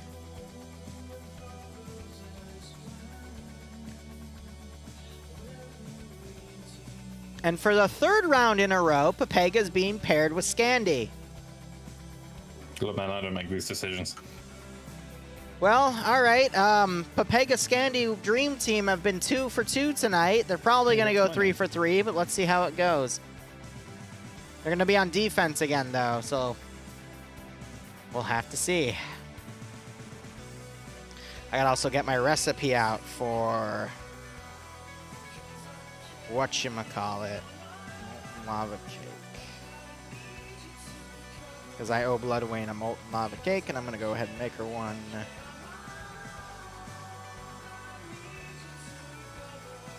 Huh. I'm making it for 2.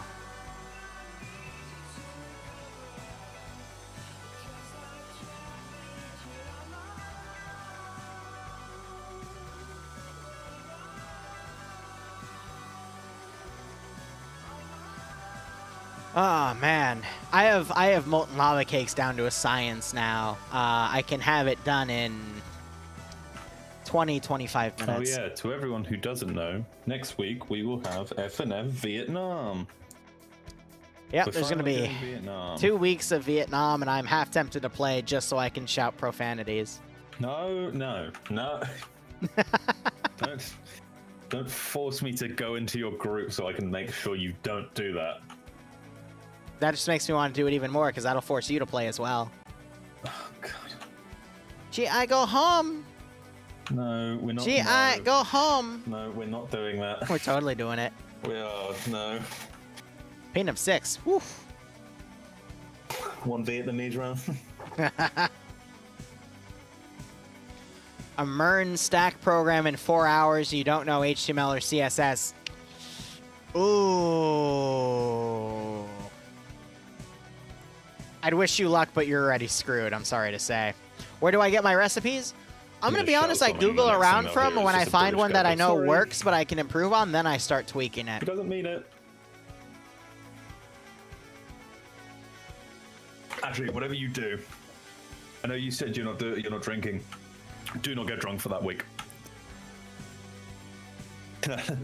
Wait, are we doing it for 1 or 2 weeks for Vietnam? It's 2 weeks. 2 weeks. So 1 I can be sober and 1 I can get wasted. Gee, I go home. No, you are not to be drunk. I'm gonna message Bloodwing. It's like it is a matter of your safety. You're right, but gee, I go home. Yeah, no, so here, I'm gonna go to voice acting, and you're gonna laugh at this conversation, just because I also need to switch my music out and actually get the command going for it. But conversation. So the can you hear me right now, Dream? Nope, because it just completely broke. Why did it break?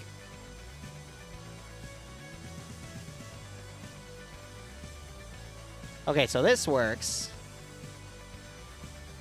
But when I do this voice works. activation, there we go. I don't know. TFAR glitched out.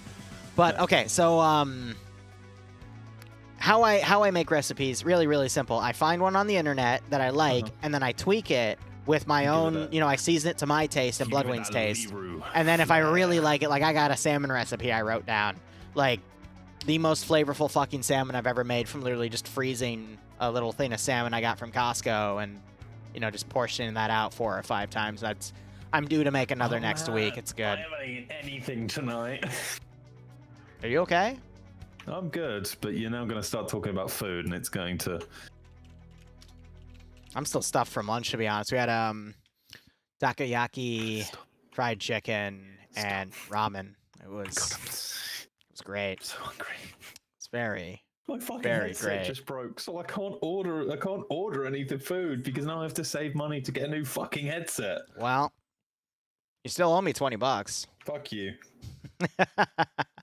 Love you too, buddy. Love you too. Okay, was that the story?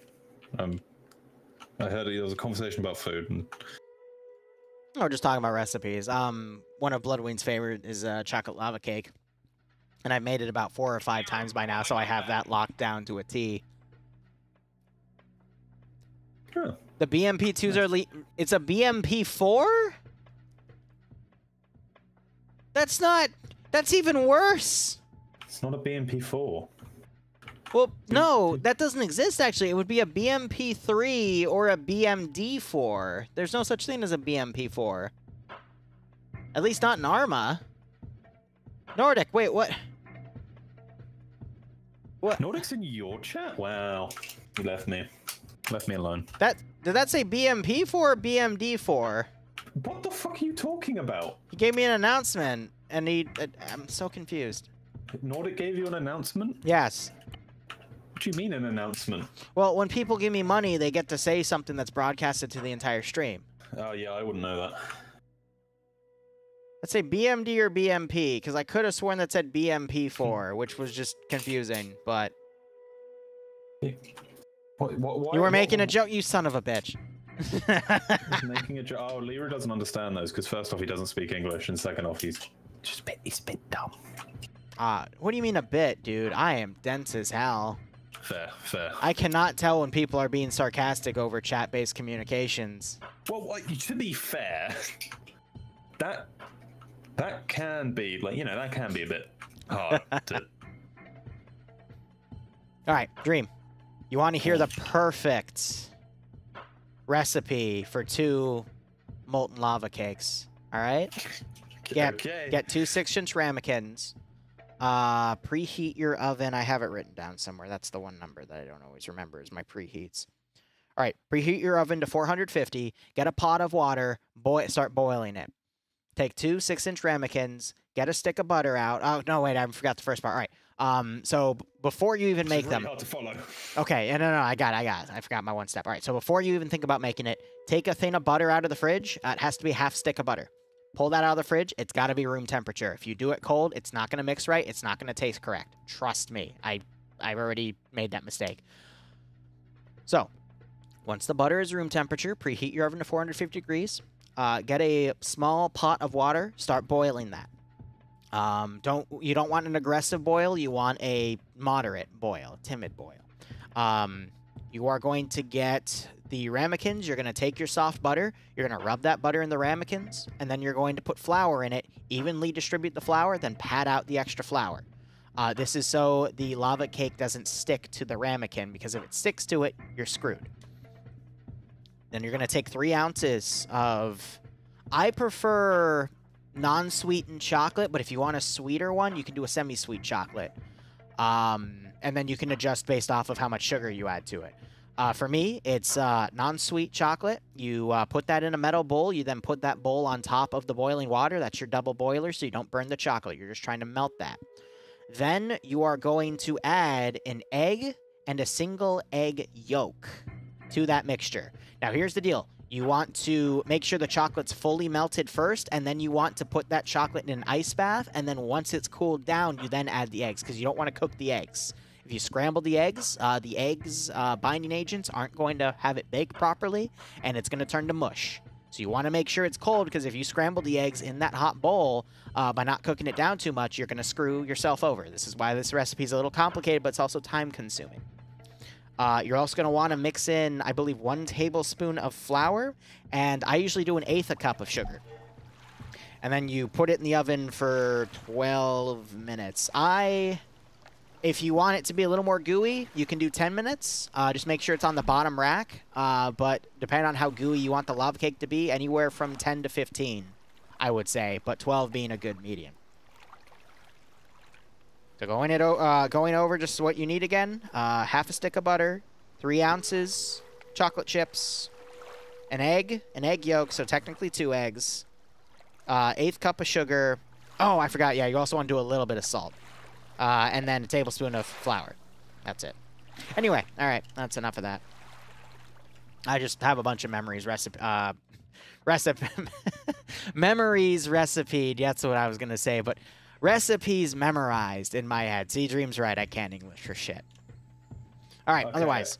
I attempted to follow everything you were saying. Okay. It didn't work, did it?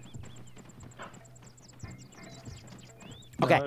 I'm going to quickly go over the AO, and I'll go over it again, all right? Because I'm about, like, literally when round 3 ends, I'm ending my stream and going to make those. But Blue 4 is defending, Op 4 is attacking. Op 4 has a 15% numbers advantage. They have the Mi-8 gunboat, which is 3 PKTs on the sides. So 1 on each side and then 1 on the front. We also have vehicles. We got the 2 BMP... I just scrolled in and wait a minute. So if you go away, you can see the Metis launcher on the top, but if you actually like scroll in, they disappear. It's a glitch. Ah, the texture glitch. I love it. Yeah. But yeah, they have the autocannon. All right, murder time it is. 2 RMGAZs. The AGS 30s are unscripted. I'd imagine the autocannon. Of course, the autocannon's rescripted. It probably only has BTR armaments, so it's just a more armored BTR, to be perfectly honest. Otherwise, Op 4, they have the Altons out. They've got the Gorkas out, but otherwise it's 5.45-based weaponry. So 5.45 AKs, PKMs, PKPs, RPG 26s, RPG 32s. Your 26s, your copycat of the law, so it's single-shot disposable. 32 is just a pimped-out RPG. And I would imagine the snipers are going to get the 338, excuse me, the 1 sniper. Yep, so they got the T5000 chambered at 338, excuse me. Olaf and Spiky are going to be the suppressed shooters. But otherwise, on the roster, we have Tolly commanding. Tolly's AA, right? I forget. I believe. No. Is he with AA? He's individual on command, so I actually don't know. I don't think he is with AA. AA are just under him with Jib Fisher. With Jib leading the AA group. Already mentioned who's on what role there. Vargrant commanding Alpha. They're going to be taking a BMP with them. Andre and G-Legs taking that. An auto rifleman named Civilian Casualties. That tickles a very dark bone in my body there. No, why would it tickle? He's just a casualty of... Yeah. Okay. Yeah. All right. The AGS is just completely unscripted. It doesn't have anything there. But otherwise, Seismo, Reaper, Nomad, and Kabaya, so a mix of TSP members and some others under Alpha 1. Alpha 2 has mixes of 4IB with some other players, which I don't actually recognize, other than Artisan. We got Tilster with Gamma, Anubi, Ghoster Cholt, and Norris, who is taking a PKP. That is his choice weapon. We haven't been seeing a lot from Norris this week, though. I haven't been focusing on him, so I'll try to focus on him for this round. Otherwise, UTG taking Charlie HQ. Charlie 1 has Mito, Morgan, Lurch, Jack, Hanu, and Ikni. Charlie 2 has Not Bay and Dooley. They have defected from the Papega-Scandi merger, and they're going to be under Charlie 2 on the offense. Nape taking another PKP, Dooley being the medic there with Maz, Chow, Nielsen. Maz now gets to play with Bay. Bay headshotted him earlier. No one tap with the PKP. That was pretty fun. Pretty funny. Otherwise, 1 RW filling in the rest of the slots. We got Ibnek here, who also plays in OFCRA. And then Sam, Lolo, and Logan taking the MI8. We also have Indigo Fox under Delta 2. So, good calls there. It is a 2-terminal... uplink here. They don't have to be taken in any order. They just both have to be interacted with. Otherwise, Blue 4 have to defend. This one, AO. It's basically like a little village, but it's got like an old perimeter wall to it, so a lot of natural choke points for Blue 4 to work with. But this can have some really heavy urban fighting. However, they've got some pretty big open streets that can easily turn into kill zones. Yes, Dream. This is like an EU version of NA Round 1 last week. It was sort of a castle. I think it was in Colombia. With like multiple open areas. It was a bit smaller than this. It was like a star castle, if you know what I'm talking about. It's very, very, very weird. So it looks like Blue 4 is almost completely the FNF vanilla with two major changes. Number one, they have different helmets. And number two, they have 7.62 rifles. And these are 7.62 by 54. Which is that vanilla NATO, and Giovanni's patch is pretty... What is that? Who? Oh, Giovanni has a picture of himself with a bunch of weeb shit behind him. Okay. Excellent, Giovanni. Excellent. If you find Giovanni and look at his right arm, his patch is interesting there. But regardless, Blue 4's assets, they've got some off-roads to drive around. They've got some static M2s. They have a Huey with two 240 Bravos on the side, aka M60s. Basically 7.62 machine guns. And whatchamacallit. They also have an M240 Humvee. That's it. And yes, they, a week or two ago for a round on Sarani, I think that was last week, either EU or NA round 2, they had a 2S25 tank on, which was pretty funny. That was a pretty funny round. Yeah, they did not use it. They did not use it as effectively as they could have. But either way, Ralph just knocked over Ash and Fred with the off-road there. But otherwise, it is Fred commanding. So Command was just run over. Awesome. Malin is going to be his 2IC. We've got the first RFF taking X-Ray. Omega is going to be the sniper, and Ralph and Martin are going to be the suppress shooters. Scandi Recon under Bravo. Charlie with Pepega Pirates. Despo, Tymek, Albin, Syke, the group we see go into OFCRA, taking Delta, and then some fill-ins. Eric's going to solo fly the Huey, and then we have an AI way over there. I saw this earlier. He's sitting next to a couple drones. Just a couple drones. Okay. Just a couple drones and Jamie Edwards chilling out. Okay. Interesting call there, and then Wiki's all the way back there. Otherwise, that's it. So, Someone should travel over and kill him. I would bet Blue 4, just because the Pepega Scandi combo has been undefeated this entire time. Has there not been a prediction up? My bad. Let me get that up immediately. Red 4 win. I will set this up. I'm not speaking to the spirits this time. This is just my thoughts. My brain immediately just goes Red 4. And I have a powerful brain. Yeah, we'll do it for 10 minutes. Look, do you want to believe someone who can't speak basic English? Okay. Or do you want to believe Chad me? Sorry for not putting the prediction up. I'm used to Don putting it up, but I think Don went AFK for a moment. But all right. All right. Dream. Dream. Are you ready? Are you ready? Yes. I'm ready. All right. What am I ready? Take out half a stick of butter. Shit. Leave it out. Let it get to room temperature. If you mix in cold butter with the recipe... I think I forgot to mention where the butter goes in the last iteration, so that's also my bad. Because it also... Yeah, no, I missed a step. Okay, this is how you do it. So, butter, leave out, get to room temperature. If you want, you could microwave it in 5 to 10 second bursts to get it up to room temperature. The issue with that is the outside is going to be melty, but the inside is still going to be cold because that's how microwaves work. So I would just let it naturally come up to room temperature. It's going to take about 4 to 5 hours. Now, with that, you then get out 2 6-inch ramekins, and you rub that half stick of butter inside the ramekin. You then take a spoonful of flour, you put it in the first ramekin, you then evenly coat the flour inside that ramekin, and then you take that flour out, you top the ramekin down on the counter, get that excess flour out. Usually what I like to do is I do it on top of the second ramekin so I can get the second ramekin floured. Add more flour if I need to get that evenly floured. And then you take the excess flour out. I usually then tap it on the side of the sink because you don't want excess flour. You don't want that flavor on your molten lava cake. This is to prevent the cake from sticking. Now, while that's been going, you have the oven preheated to 450, and you have a pot of water boiling. Only get like half a cup to 3/4 a cup of water, because that means it's going to boil faster. Then you're going to take a metal bowl. You are going to put it on top of the boiling water, so it covers the bowl. You don't want any of the steam to come out because the heat's going to transfer to the metal. And you're going to put 3 ounces of chocolate chips, preferably unsweetened, and the butter, what remains of it, into that metal bowl, and you're going to mix it together till it's, you know, a liquid. From there, you then take it off the heat. I like to put it on a bed of ice to quickly cool it, and then you add a full egg and an egg yolk. If you add it to the bowl while it's hot, the egg is going to go into a scrambled egg, and you're not going to get the binding agents from the egg to work during the baking process, which is what keeps it nice and spongy, or aromatic.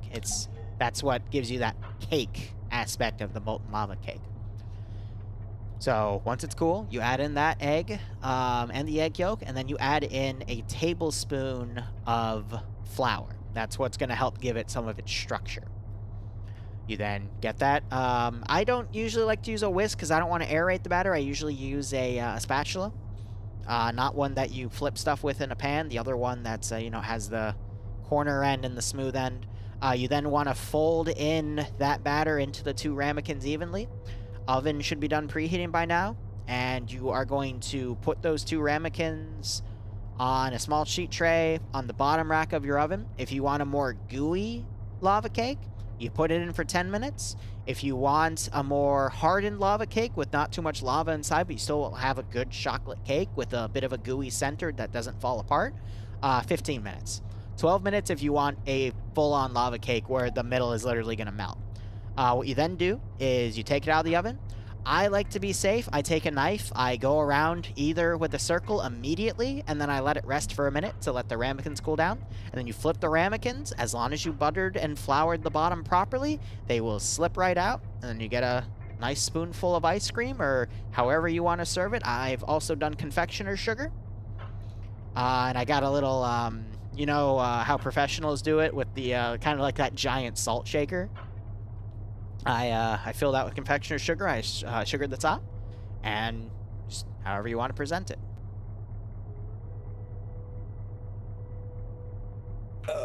Now, I got this recipe from a recipe on the internet. Oh, I forgot. Yeah, you're also supposed to add a an 1/8 cup of sugar while you're mixing in the eggs as well. But that's the thing about sugar, though. If you're adding semi-sweetened chocolate chips or fully sweetened chocolate chips, you might not even need to add the sugar because the sugar is already in the chocolate. So that's something where I know, like, it depends on the brand. Because some are going to be semi-sweetened, but they use a different ratio of sweetener, so you just adjust it to your own taste. And then anything you add on top, like confectioner sugar, is also going to sweeten it. So if you want a more bitter chocolate, but you have confectioner sugar on top as a, you know, a garnish, it's still going to even it out. But what you at least want is that liquid gold in the center of your lava cake, that chocolatiness. So I will admit I have a sweet tooth, but for molten lava cake, I prefer mine to be more on the chocolate side instead of the pure sweet side. But I like things like Butterfingers, which is literally just folded sugar candy. Sugar honeycomb, I believe is what it's called, but, you know. Another thing Bloodwind likes is Nutella crepes, and those are always a fun one to do because I fold them a certain way. But, whew. One of these days I will get my GoPro working. We will make a few culinary videos, maybe even a culinary stream, but right now I'm just kind of focusing on me and just a few other aspects, but hey, you know, give it a year. I've done, funny enough, Nordic, I've made tasting menus before. In college, I used to do what we call Iron Chef competitions, and I would fight someone head-to-head. I fought Bloodwind in one, too, and I won, and I like to bring that one up now and then. But no, there was, a French onion soup I made the other day. 2 days ago. I'm actually gonna have a bowl of that while, the, stuff's cooking in the oven. That one was a pain in the butt because I couldn't get the fucking cork out of the damn red wine bottle.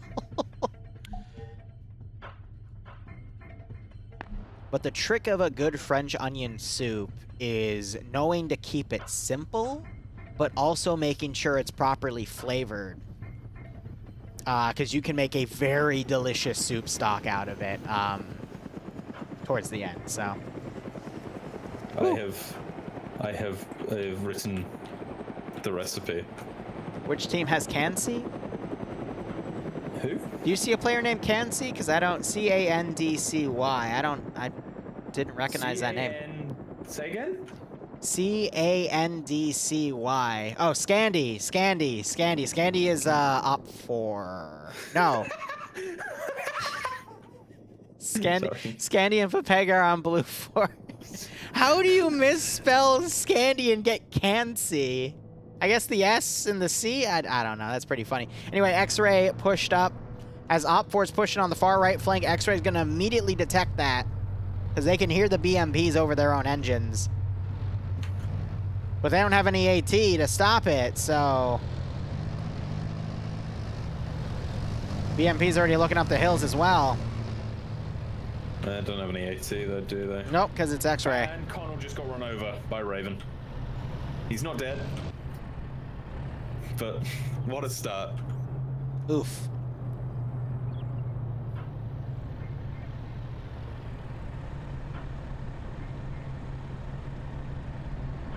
Yeah, I wrote down the recipe too. I think something. Now, the original recipe also wanted it to be in the oven for a little bit longer, but every oven is different. You could have 2 exact same brand ovens and put them in 2 different households, and they're still going to behave differently. So adjust it to the consistency you want. I've made this recipe about 4 or 5 times, so I know the range of the oven. I literally, like the first day, I did exactly to the recipe, and it came out as goop. So I'm like, all right, I need to put them in for a little longer. So found a good time to put it, and then I cooked it for even longer for the 3rd time. 4th time, scaled it back, and I found a good number of what I want. So that's the thing about recipes. They are simply guidelines. For baking, it's a bit more important that you follow them compared to just, you know, cooking like an entree or something, but you get my point. Anyway, X-Ray ambushing and hitting 2 members on the BMP-2 early on, and they immediately take retaliation fire. Way to go. Thanks for the 3 gift subs. If you got a sub from Way to Go, make sure you thank them. Otherwise, hope you all keep enjoying the operations. Hope you get a nice kick out of this scenario. Next BMP coming up. Unfortunately, 2 people on the back of that BMP are also taken out. McCarthy shot to death by the BMP-2, and you're having more return fire coming up. But counting the heads here, we got Martin down. McCarthy just got executed. But looking over, we have multiple people down in Alpha HQ, as well as Charlie 1. So X-Ray doing a good job here, but they're starting to get picked off as Op 4 dismounts and starts flanking around. But we do hear that Huey coming overhead, and it is trying to get some orbital data on where Op 4's line is coming in. But we do see Scandy in Bravo moving Iander up with a Maz to try to get in a firing position, potentially snipe those BMP-2s if they maneuver past X-Ray. I think X-Ray right now should pull back. They've done their job. Now they need to bait Op 4 to continue the line right into Iander's clutches so he can take out one or both of those BMP-2s. But it looks like Terrain takes out one of the BMPs first, and that BMP-2 has been flipped upside down. How? I don't know. Welcome to Arma. Oh god, we do have a flip script, so as we saw earlier. Yes, we do. Well, Red Round needs to get out. Random question by Broadshore. Last French Onion I made 2 days ago, I actually used Brie instead of Gruyere. And I'm going to be honest, I might use Brie from now on because it had a more pronounced flavor, especially when you put it in the oven. Wasn't expecting that, but it worked quite well. ACR needs to get out as well. All right, so now we got the UH-1H Huey firing down at the Gaz that's dismounted. They don't know that's dismounted, though, but I don't think any of those shots actually hit. They kept hitting the dirt to the side. Oh, no. Why would you pull up a Vic next to it? Oh no. Oh, this is not gonna go good. Oh, please keep clicking it. No, guys, Please you know better.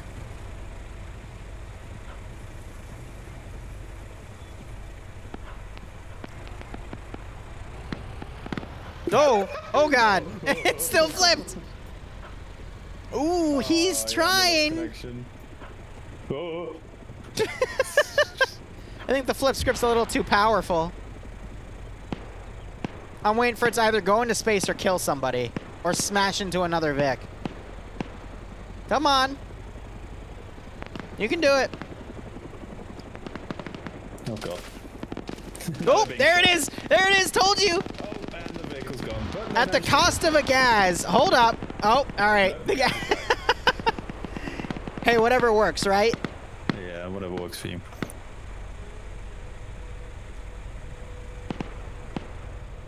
Oh, Yanni's down. Yeah, the Scandy boys got taken out. Naps was hit. He's back up, though. Nomad's looking in Naps' direction. Oh, it must have been Eander. Eander died and then disconnected. Oof. Oh, God. Naps picks him off. Civilian casualties. Looks to the right. Civilian. You can tell he's a civilian casualty. He can't. No, he's not shooting at Naps because Naps isn't a civilian. He's clearly part of the enemy military, so he can't fire.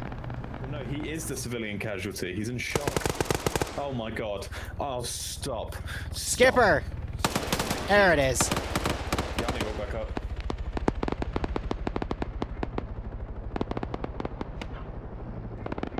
Alright, so we got some remaining Blue 4 guys on the back line of some Op 4 forces coming in. We also have a Gaz solo driven by Logan right now on the the eastern flank. And Op 4 is starting to slowly suppress this area. We can see Yanni bandage back up. Yanni has the Moz. Oh dear. Oh dear. Do do do do do do do do do do do do do. Great side hit, and I think that took out everyone involved. Andre's in there unconscious, and Op 4 not getting any retaliation fire there. So Yanni got that kill for free. Skipper's now running in to the crops, trying to find where Yanni went. Oh God, Andre's body got pulled out. It's on fire though. Ouchie. Civilian casualties, seen this before. That's fucked up. I love it. Yanni walks right into Banks, and Banks just bitch slaps him with his gun as Yanni tried to go for the second BTR. I'm fairly certain they've got the beat. No, no, they're getting it. Yeah, they got the BMP out. They almost got it stuck again. Amazing.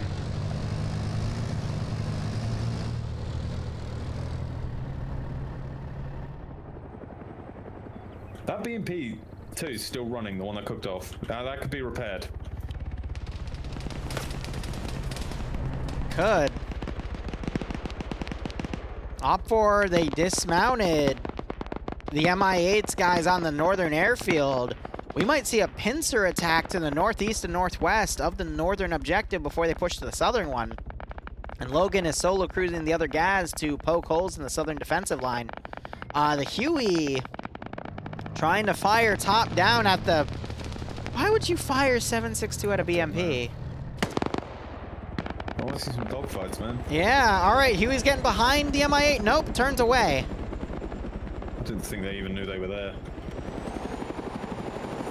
I want to see that Huey run down the MI8, and the MI8 have to play defensive. Could easily do it. Yeah, it could. Uh-oh, Omega just drove out of the zone with a stolen gas. He's quickly got to go back in, and he makes it. How many people did he have in there? Oh my gosh, look at where Keen's going. Oh no. King, what the fuck? Everything is going on. Oh. Keen headshots cheese. Keen then goes up, tries to strike down a newbie. A lot of hits going on to the newbie, no kills. Gamma, unsure what's going on as Rooster pushes. This is what I was waiting to see, some Pepega push. Nade goes over. That's a really nice nade. Ooh. Right on a newbie, not enough to take him out though. But that's covering Rooster's flanker as King is flanking around on the other side. And Rooster knocks that guy out. And King is going to take charge of the... Yep, he's running up the hill. Rooster spots a newbie, takes him out. King knocks Gamma out. Schult now trying to hit King in the back, knocks King out. Rooster heard those gunshots though. He's coming down, might spot Schult as he runs back. And Schultz, I think, just got into defilade cover to get away from that area. Great play on Pepega, though. Knocking out 4 people with only the cost of Kane. There's a double tap. Rooster is getting to verify that they're all dead. I'd love to see Omega and Jonathan pull a similar play back here on the Op4 forces that are on the rear line. But in the grand scheme of things, with the main attack happening from the north, I think this firefight is irrelevant, in all honesty. Because now you're about to have Op4 start pushing the actual sector, well, terminal site itself. As the Huey continues to fly high. And the Mi-8 also flying over. Neither helicopter seems to be going for each other in order to establish air superiority. They are preferring to just harass the infantry where they can. King wakes back up, because of course he does.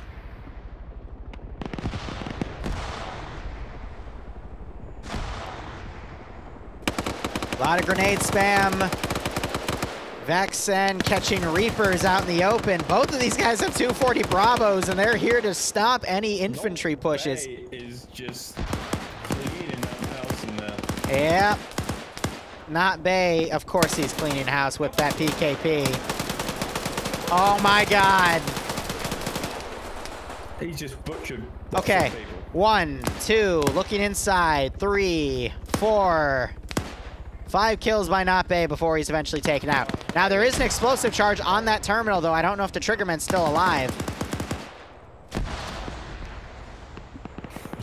But those 5 kills, I think, has really skewed the infantry balance here. We have Michael, though, on the rear of this Op4 force, but he's taken out by Kabaya.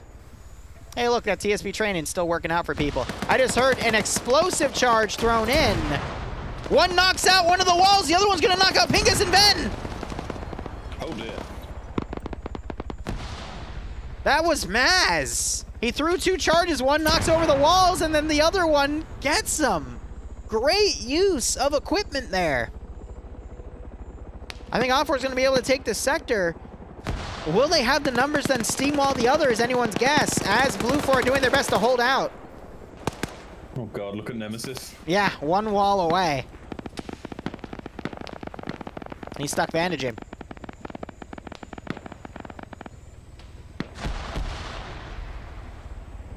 Go on, do it. Someone climb over the wall. Someone climb over the wall right on top of Nemesis.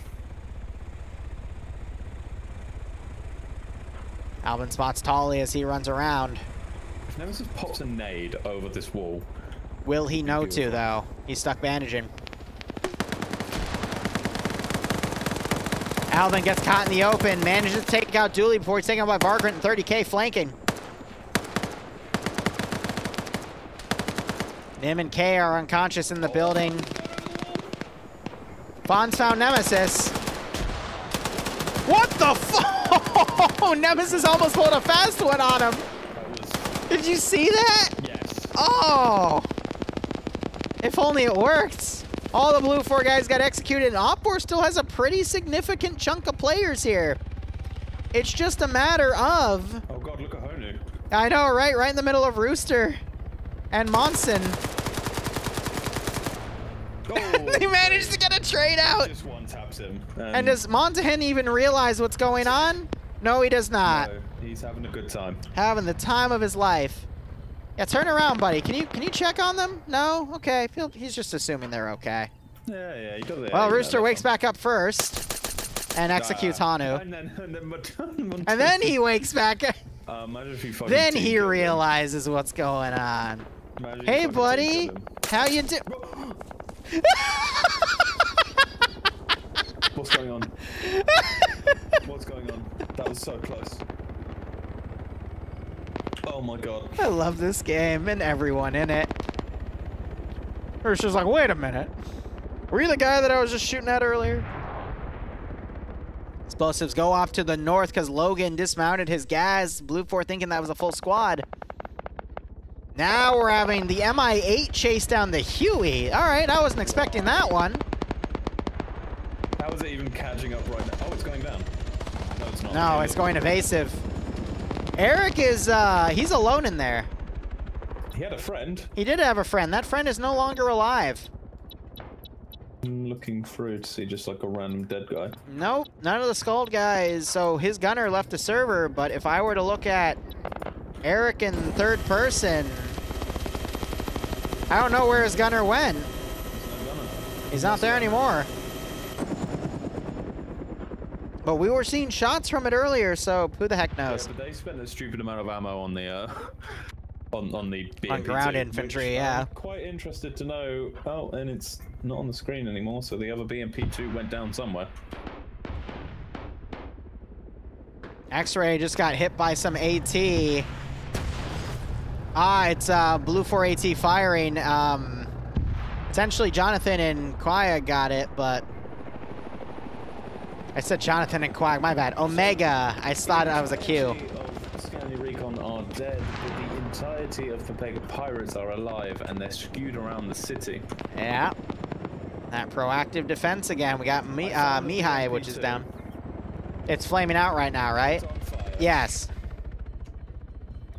As Kabaya, the entire big chunk of Alpha is repositioning with the gas. I guess to go around to attack the other sector from a different angle. Interesting. I think Op4 has a good chance here. They still got a big chunk of forces. Blue 4's pretty spread out. I'm holding on right now. Why, did you bet Op4? Or bet Blue 4? Did you not literally tell me? I said before, you were like, oh, I think Blue 4 wins. I just retorted with Red 4. What, don't feed your ego? Is that what you're trying to tell me? No. Feed my ego, Tackleberry please. got knocked out. God, please feed And feed Logan my... is... Tackle is inside of the... Logan's soloing. Get him, Logan. Tackle's in the wall. Tackle's in trouble. Tackle is out of trouble. Tackle is legged. Logan's going, where is Tackle? I shot a man up here. Bum, bum, bum. Tackle, Bum, tackle, bum, bum, bum, bum. Bum, bum. Perception's a bitch. And Shy almost blew Logan's head off as he friendly wiggles.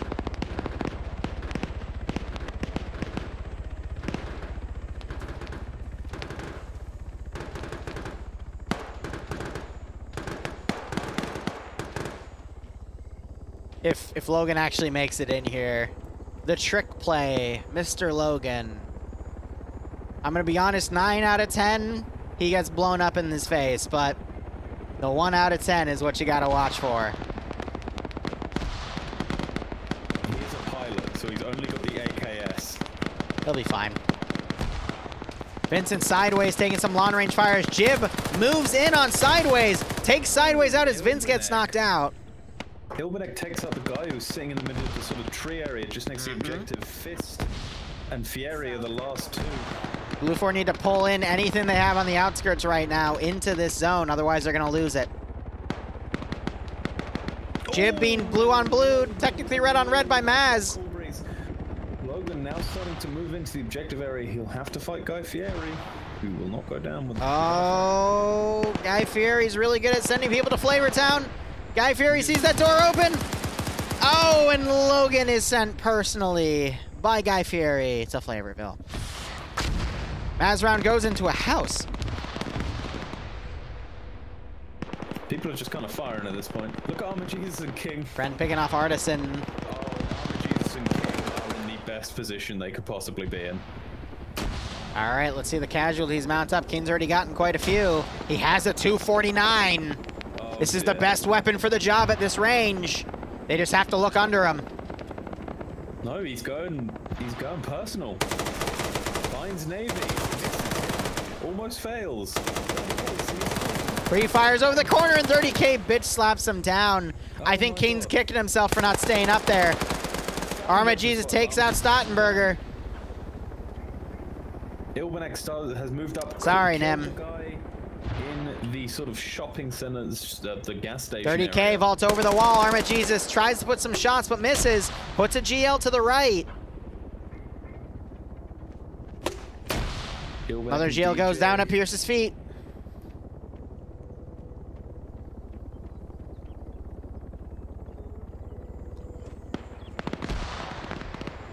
He's gonna spot Koak.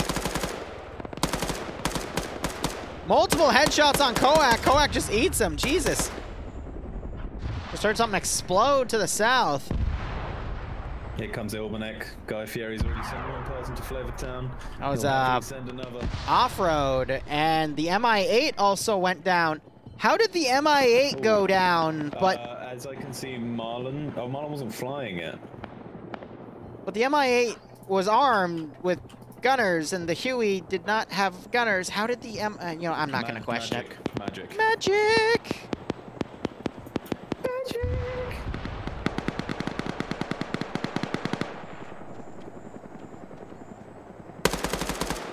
There's 30K going down to Arma Jesus. And the smokes have officially gone out. It's all slowed down a bit here, but yeah, there's still a lot of red for. Arma Jesus forced to go prone, quickly reloads his weapon.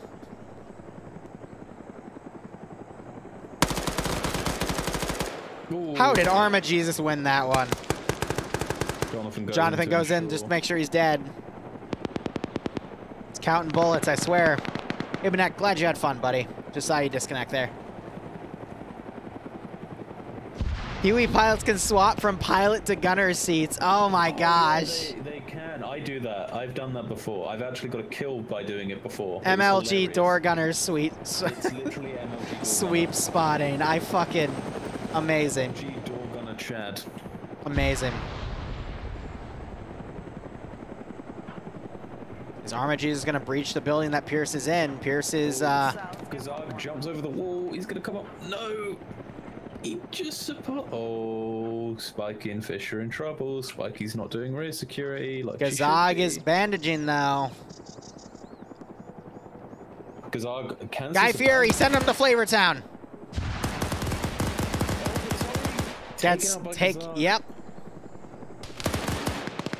Fisher, Flavortown. Spiky, Flavortown. Calling it now. Spiky's in a really nice position. Flavortown. Flavortown. Oh, dear. Gazag sending Maz.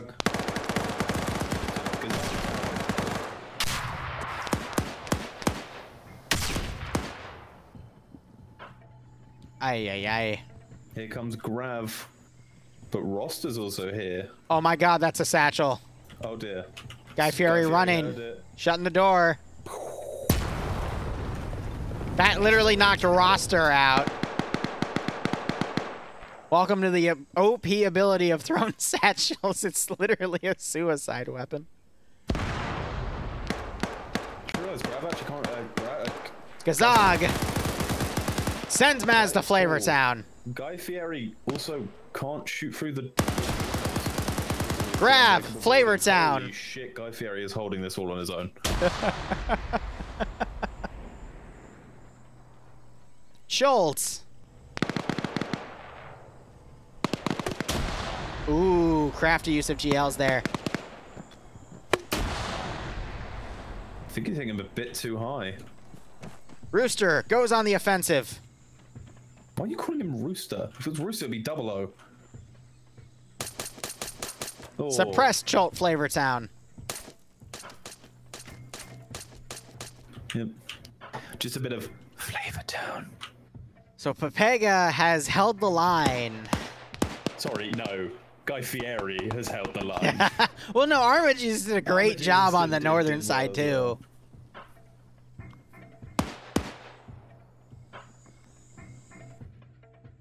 I don't know. Can Red 4 actually overcome? So next week of FNF and the week after will be Vietnam era, and I think next week on Thursday is going to be OFCRA versus FNF. Yes, the week after, 25th of November. So it's actually the 25th 2 of weeks November. from now. Okay, got it. Yeah, so it'll be the 25th of November is the OFCRA. Arma Jesus. Norris runs up. And cable ties Arma Jesus! Oh my god, what a fucking Chad.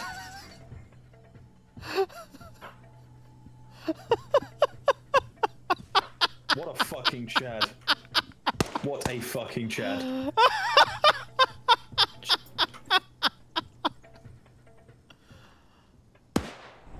Oh my god! That's hilarious.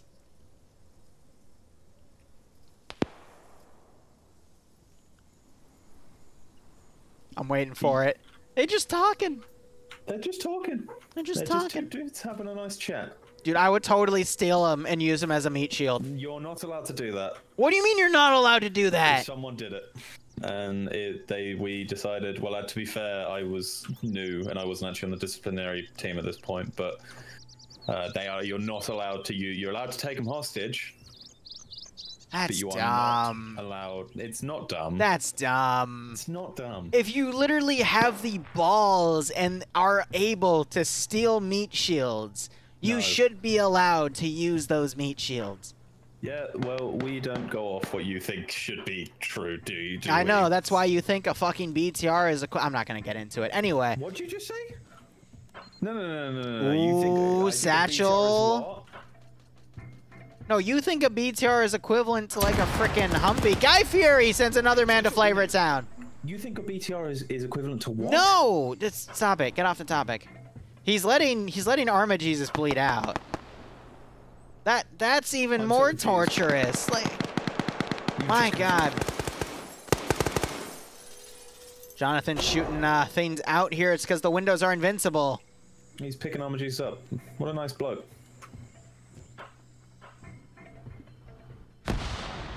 Is he gonna take him in? Saying, oh, I've got one of your friends. Oh. No, he's still cable tied. Oh my god, imagine. It looked like he got out of it. Uber Pyro, thanks for the reset, my man. Freaking work cutting into my FNF time. Norris. Keep it up. Norris, no. Norris. Hope we keep enjoying the operations. Hope we get a nice kick out of this scenario. Oh. Norris, no. Yes! Norris, no. Norris, yes! Norris, no, it's against the rules. Norris! Norris, no. Do what you're meant to do. No, don't do it, Norris. Norris, it's... Marlon, remember, meat shields are against the rules. It's a bullshit rule. It's not a bullshit rule. It's a bullshit rule. It's not a bullshit rule. It's a perfectly normal rule. Life. He didn't have him. He didn't have him. He was in cover. No, of course he was not. in cover. No. I wasn't trying to get him. He's leaving him. No, he's not. See, prisoners are allowed. Meat shields are not. Bad rule. Not a bad rule.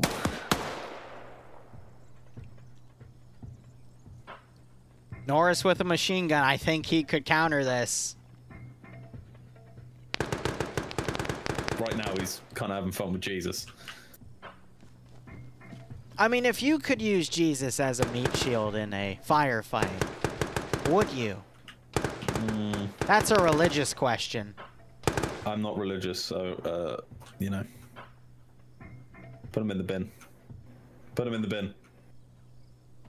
Put him in the bin, Norris. Line him up against the wall. What's he doing? He's dragging him. Oh. He's dragging him by his balls. Dragging him by his ball.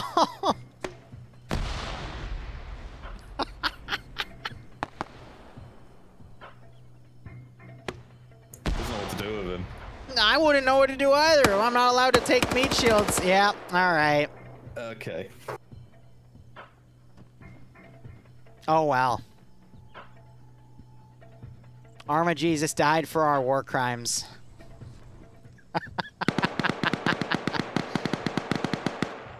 So Guy Fieri got taken out, and now Blue 4's tables are turning.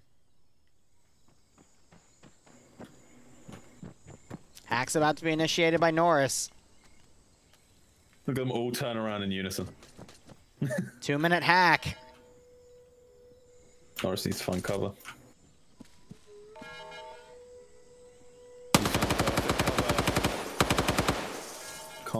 He can't break windows, remember? Yeah, because the building's set to invincible. Grenade thrown right on top of Jonathan. Oh, what a beautiful grenade. That's another beautiful grenade. Is that going to finish him off? Probably. Nope. Stuff into him. Oh! Artisan taking out the other guy. Artisan just killed Lolo. Well, Lolo wasn't needed. Gazog, though. Gazog's a bad guy. And Gazog panically throws a grenade. Gazog. It's GG. It's GG. Yes, I did it. Artisan gets knocked out. Norris, last man standing. Gazog still actually wake up and finish this off, which I'm very fucking afraid about right now. Nah, look at that blood. Wait, we forgot about... Oh, Jamie's gone. Rip Jamie.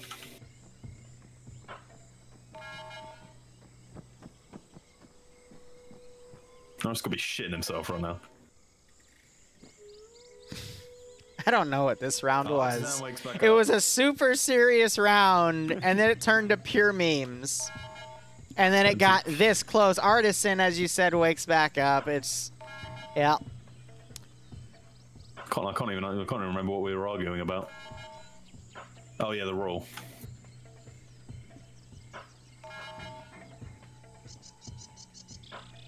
I did it. I got a prediction correct. See, chat? You'll always get one. Because now you can believe in me again. Because see, I know what I was talking about. All right, pay it out top 4. That's GG. We'll be back for NA in a little over an hour and a half. I got some chocolate lava cake to make. So thank you so much for watching. Go operate operationally. Enjoy the rest of your day or night. Cheers. Ooga booga. And ooga booga.